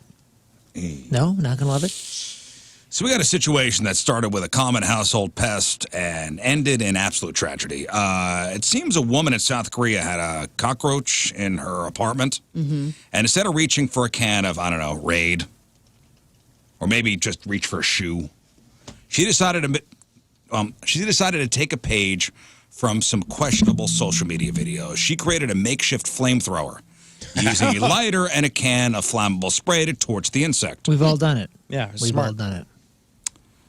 She later told police she'd even done it before without an issue. Well, this time the DIY pest control went horribly, catastrophically wrong. The flame didn't just get the cockroach; it ignited other items in her apartment, and soon the entire building was on fire. Oh, no. As thick smoke filled the hallways, residents scrambled to escape. On the 5th floor, a family, a husband, a wife, and their 2-month-old baby found their exit blocked. Oh, my gosh. Where are you going? In a desperate act, they went to the window and managed to pass their baby to a neighbor in an adjacent building. The husband then successfully climbed across. Tragically, the woman tried to follow, but she lost her grip and fell 5 stories. Oh, my gosh. Did she get the roach? Great question. She was rushed to the hospital, was pronounced dead hours later. My God. 8 other residents suffered a smoke inhalation. This story is not just about a simple mistake. It's a devastating reminder that, some of these life hacks you see online, Fail. Where was this at? South Korea. Sound like death hacks. They have dangerous and possible real-world consequences. Gee whiz. Sorry, guys. If you're Thanks for starting there, saying that. where are you ending? Well, all right, today? palate cleanser. Okay. You've probably heard about people being caught using, novelty license plates or ones that were altered or faked. This is new. The California Highway Patrol stopped a driver earlier this month who had an elaborate hand-drawn license plate. I saw one the other day. That's the new one. It was a California plate, and they tried to make it look legit. They mimicked the actual California script. Font at the top, included a representation of the registration sticker and the DMV's website at the bottom. That's the new charity one. It's drawn by children. The weird thing is the plate number and tags are actually legit. They just said they lost the actual plates and they were trying to stay compliant. The officers say they did give them points for creativity, but they were slapped with a fine of $197. Oh, come on. Fail. Which is more than 5 times the cost of a new plate they could have actually ordered, which is $27. All right, and for this week's edition of Pranks That Went Horribly Wrong, we traveled to North Bethesda, Maryland, where one woman's attempt at a viral social media prank landed her in some very real trouble. So Moesha Gardner, she's 27 years old. She saw a trending prank on social media and thought, what could possibly go wrong here? The prank, known online as the hashtag AI homeless prank, involves using an AI image generator to create a picture of a stranger in your home and sending it to a loved one to cause panic. Oh, great. That's right. I saw this. You saw this? I didn't see I this. saw this too. Maybe it's the same article, but I saw this. So here's how Moesha's genius plan unfolded. So she texted her husband one morning claiming a guy forced his way into their home. And while her husband panicked and was on the phone with a 911 operator, she sent him the piece de resistance, an AI-generated photo of a guy lying on their living room couch under a blanket. Her husband, not being in on the joke, did exactly what any reasonable person would do. He relayed the terrifying information to the police. As a result, 8 police cruisers went screaming through daytime traffic, lights and sirens blaring, racing to what they believed was a dangerous home invasion in process. When officers stormed the house, they didn't find a dangerous intruder. They found Moesha sitting alone on the couch. Oh, and they also found a cell phone mounted on a tripod aimed at the front door, presumably to capture all the hilarious fallout for social media. And instead of viral fame, Moesha got a viral mugshot. After admitting the whole thing was a prank, she was arrested and charged with making a false statement concerning an emergency crime and providing a false statement to a state official. Worth it. Failed. Dude, there's like police departments all over the place warning people about this. And if you see the pictures that she's taken, she's got this guy, and it says, babe, this guy's walking around outside the house. And it's got him like in the garden. And then it's got him at the front door coming in. And then there's pictures of him in different rooms like the office. And then there's one with him on the couch and his arm around their daughter. And it says, he's actually very sweet and they're getting along. I mean, come on. Come on. All right, 2 more for you, then we're going to get to sports. Heading down to Florida for this one. So picture this. It's Monday. It's a Monday at Daryl's Doggone Good Diner in Silver Springs. That's the name of the place. 54-year-old woman, Jennifer Kleber, sits down, orders herself a pretty decent meal. We're talking French toast, a bacon cheese sandwich, soda, and a chocolate milk. Solid breakfast. They came out to a grand total of $27.57. The bill comes as a problem. Jennifer refuses to pay.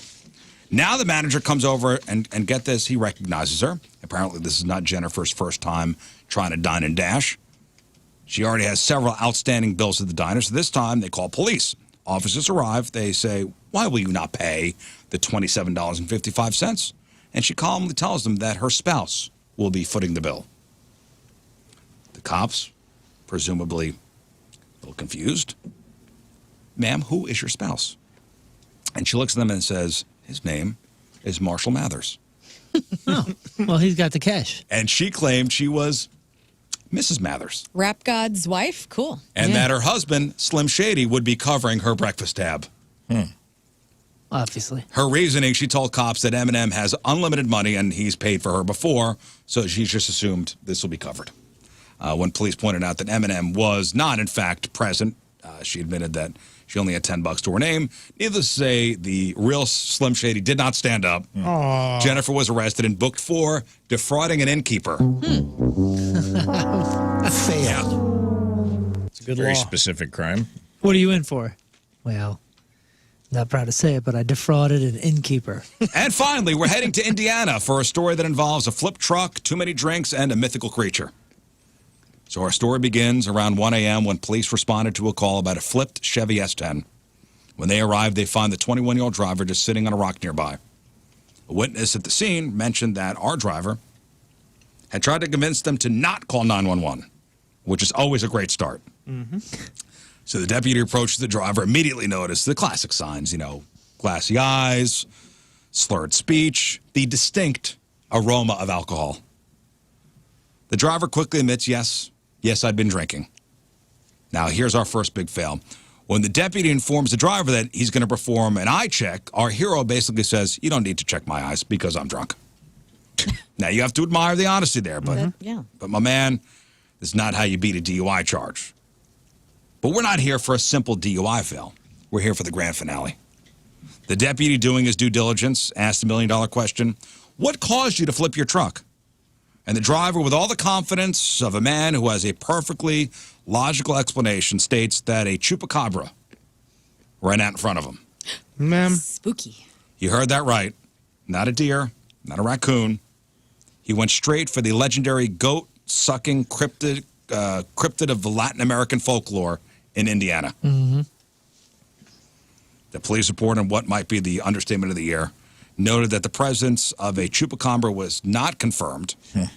Chupacabra. They didn't ask which way did it go? So, for trying to stop a witness from calling for help, for telling a cop, don't bother, I'm drunk, and for blaming the whole mess on a mythical creature that was thousands of miles from its usual hunting grounds, yep, that's a Fail. Some people would push back and say, you got to stop saying mythical. I mean, it's just unconfirmed. We just don't have a... I mean, this is proof that it My exists. bad. Finally, we got proof it exists, and he's arrested. And he's in Indiana. Yeah. Climate change, man. We got armadillos up here now. Yeah, armadillos, bears, chupacabras, all coming north. Haven't you ever considered portals? Yeah. Yes, I Sorry. have. All right, that's your Friday fail stories. Here's sports. All right, Moon, what do we got? Well, I got good news. All right, first we'll start there. The good news is we all scored a point last night. Yeah. It's wonderful. The Chargers won. We're all tied in this room. The Chargers won.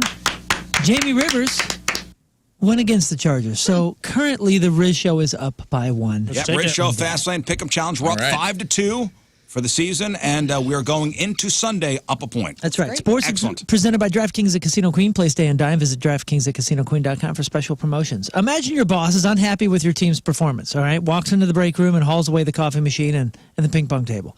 That is pretty much exactly what happened with the Baltimore Ravens. After a dismal 1-5 start to their season, the coaching staff, led by John Harbaugh, decided that it's time for less play and more work. Now, according to a report, the team's locker room was completely stripped of all recreational activities. He took away their video game consoles, the basketball hoop, the cornhole boards, all of it. Final straw was reportedly an Instagram post from the punter, Jordan Stout, which showed Lamar Jackson playing a video game with the caption, "Hard at work." Yeah, well, So, losers don't get ping pong tables. nope. So they took away their video games. Rough night at the Enterprise Center for the St. Louis Blues, who fell to the visiting Utah Mammoth 7-4. The big problem, horrible start again. Disastrous first period. Before fans could even get in their seats after getting their beers, the Blues found themselves in a deep 4-0 hole. Slow start proved too much to overcome, even though we got 4 goals back. Joel Hofer was pulled from the game early after allowing 3 quick goals, and then Utah's Cooley was the star of the show, scored a natural hat trick, which is 3 straight goals, all in that dominant first period. With the loss, the Blues record drops to 3-3-1 on the season. They'll look to bounce back on the road, upcoming games in Detroit and Pittsburgh. Now, some teams are struggling, but others are dealing with the consequences of incredible success. And St. Louis native Tony Vitello, a graduate from DeSmet and Mizzou, achieved the dream of every college baseball coach. He led the Tennessee Volunteers to their first ever national championship. Yeah. Huge. What did they give him? Did they give him a bonus? Did they give him a trophy? Well, he is doing a historic leap to the pros. He is now leaving Tennessee, and Tony Vitello becomes the new manager of the San Francisco Giants. This is a unprecedented move, and Vitello is the first manager in MLB history to jump directly from a college job to a major league dugout with no prior professional coaching experience. Absolutely amazing. And he's a DeSmet guy, right? DeSmet, yeah. Congratulations. That's wonderful. Super congratulations. It's a bummer for Tennessee, who, they were just celebrating a championship, and now they're like, oh, my God. We need a new coach, but that's awesome. So we're going to celebrate their championship. Yeah, pretty cool. Now, by the way, the Giants are going to owe University of Tennessee a $3 million buyout for this. Now, one of the biggest stories in sports right now is the shocking scandal that just rocked the NBA. I'm just going to cover it real quickly because in the beginning of the show, and you can check out the podcast, we kind of dove into it. But a sprawling years-long FBI investigation into illegal gambling and sports rigging has led to the arrest of Miami Heat guard Terry Rozier and Portland Trailblazers head coach Chauncey Billups. Former NBA player Damon Jones was also charged, and there is a St. Louis connection. So again, check out the beginning of the show. It is pretty wild. But again, in Thursday Night Football, the Chargers, who had been struggling, beat the Vikings pretty commandingly 37-10, and we're up. I am Moon, and that's your sports, because doing the bull dance, let's not get shot, let's not get shot. No, you're going to get shot. And World Series begins tonight. Gosh, Oh, dang it. great. Yeah, 7 p.m. on Fox. Let's go World Cards. Series. Go Blue Jays. Dodgers and Blue Jays. Dodgers, Blue Jays. Any predictions? Learn your prediction. I bet the Blue Jays are going to do it, and everybody's going to lose their mind, and then Shohei Ohtani's going to be refunded. Blue Jays and what? Oh, and how many games? Yeah. I don't know, man. Like Go 4? sweet. How many games are there in the Say sweet. 7-game series. Yeah, they'll get it in game 6. Man, Blue Jays in 6. Yeah. You heard it here first, guys. All right. I'd love to see the Jays do it, but it's Dodgers in 5. Dodgers and 5. Dodgers are going to – it'll be Scott? easy walk in the park. I want the Dodgers to win, but Moon reminded me walk in the park. the Cardinals have 11 World Series titles, and where they're at 9 now or something. So they're getting a little too close. You So wanna we slow need them them down? to lose, even though I love them and I admire them. But, yeah, let's go Canada. Oh, would you look at that? We're out you- of time. You're rooting for the Blue Jays, huh? Well, just to make sure that we still have a distance between the Cardinals and Dodgers, historically. So what do you say? Give me Blue I'm going Jays and Canada. what? Blue Jays and what? Oh, Blue Jays are going to lose in 5. What the hell did you just say? But I'm rooting for I'm done. Toronto, but they're I'm going to done. lose. Jays That's what in I'm 7. saying. Blue Jays and 7. I see. 7? Dodgers sweep. No way. Yeah, it's an easy battle. The reign of Vlad. Vlad Guerrero stuck around for this. Up we- against the wall. Do Moon you know gets who's 2. pitching tonight? I did not read who was pitching. Is Ohtani Scott, in the get in rotation here. for the first 3? Who's pitching for the Dodgers tonight? He left. Somebody's messing with our gun, dude. You're the shooter. I am the narrator. I'm the witness. I also saw a thing today about while we're getting these shots queued up. I guess the Ravens in Miami play next Thursday, and a lot of sports pundits are saying that is one of those coaches will be fired after that game. That Well, they Harbaugh said, or Mike, or is it? It's not Mike McDaniel. What's his name? Yeah, Mike Mike McDaniel. McDaniel. Okay, I always get him and Josh McDaniels mixed up. They're saying one of those guys, like, especially if they come off losses Miami this said week. they're in it for the long haul with this dude, at least for the season. So they're terrible. Miami's terrible. If they both lose this week and play Thursday night, I would say one of those coaches is probably, whether it happens immediately or at the end of the season, is probably playing. Yeah, for the job. I think it'll be the end of the season. Guns ready. Let me see. Blake Snell's pitching for the Dodgers tonight, and Trey Savage for the Blue Jays. All right. You want to go first? Oh boy. Okay. Click clack. I thought we were alternating. Okay, well, or we can alternate. Whatever. Here we go. Okay. I'll take it. Oh boy. Oh Lord. That bounced very far. Okay. Go. Okay. Oh jeez. How many you got? Two more? Yes. Oh, there's one for Moon. Switch it up. One for Moon. Oh, jeez. Oh man, that sounded like. Okay, yeah. It's in the same spot, you Yeah. jackass. You're supposed to switch cheeks. All right. Well done. You're supposed to. Come on, guys. I didn't see. There's a standard here. I didn't see. I didn't mean to. All right, we'll take one final break. We'll come back, wrap her up. It for us. Appreciate y'all tuning in. Thank you. If you missed anything on the program, make sure you check out the clip of the day brought to you by Michael's Flooring. Also, the podcast brought to you by Dobbs Tire and Auto Centers. And today's podcast is titled You can't haunt two houses. One last time for our hats of the week. Learn. Your hat sponsored by Golden Oak Lending. Thanks for sponsoring me all month. You can get a free mortgage checkup from Golden Oak Lending. Find out how much money you can actually save by calling them 314-567-GOLD. Rafe. Whoop, whoop. Pursuit Detailing LLC, here to protect and serve your vehicle's interior and exterior, kids.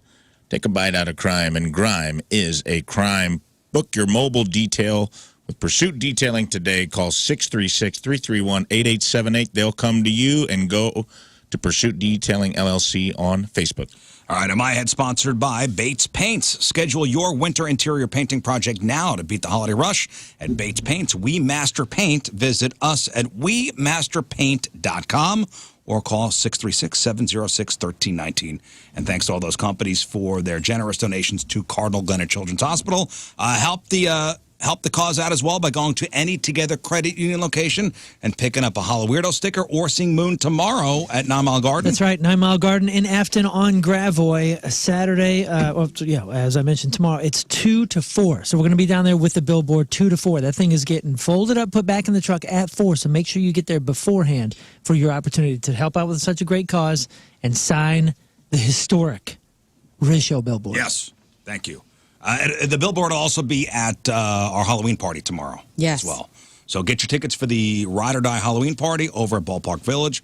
We will all be down there. Teenage Dirtbags take the stage at what time? I think we take the stage at 8. 8? You're on at 8? Yes, we're on at 8. Oh, okay. Okay. In the evening? Why do you say that? I thought you were on a little later. No, we're on 8. at 8. Oh, 8. Okay. Oh. Yeah, we're going to start at 8. All right. 8. Hey, let's start at 8. I'll see you there at 8. I'll be at 8:30. I know. I'll be there at 8:30. We'll be there What time you get there? You get 8:30. I go, huh? All right. 8:30. Well, good luck recognizing me tomorrow. Okay? Oh, Things are amongst the crowd. happening. Where's Lauren? Yeah, where is she? She's here gonna have to- somewhere. Everybody, happy Halloween. For the show picture, I'm going to have to change back into my my thing. Okay. Because you ain't getting there to see me in my costume, because then I got to go into 90s zone. Right. Why don't you choose one costume that you can do for both? Because they hired a band to do 90s, and we're a 90s band that lives the 90s. I live, breathe. Yeah, but you 90s could Garth be, Brooks. you could be a Before the 90s. You could be a 90s. 90s Halloween guy too. Even Pauly Shore. Or Are you something. now managing the band? That's a nice are you idea. in the band? That's free advice right there. If you, Well, that's very nice. that's a freebie. That's I a don't have to give you freebie if you need it. 15% of gross? No. You will be unrecognizable tomorrow. Yes. All right. What else? Just follow us on the stupid socials Okay. at Rizz Show. Rafe. No notes. Okay. Scott. Sunday, get your whole family, come out to St. Louis Family Church from 1 to 5 after the third service there. They have 3 services Sunday morning. So after the third one, it's the Fall Festival. It's going to be a lot of fun. There's rides, food, all kinds of good stuff, plus a costume contest that I will be hosting. So don't miss out. It's free to come out there. It's going to be a fun day. St. Louis Family Church, slfc.org. All right, we leave you with a selection from our Teamers Remember the Day, brought to you by Hot Shot Sports Bar and Grill from Ellis Grove, Illinois. Barbie Troop is our Teamer. And Barbie wants to hear this song. Here it is. Guys, we landed the plane. That's it. Have a great weekend. Hopefully we'll see you at one of our events this weekend. Yeah, dude. See you Monday. Bye. Energy up.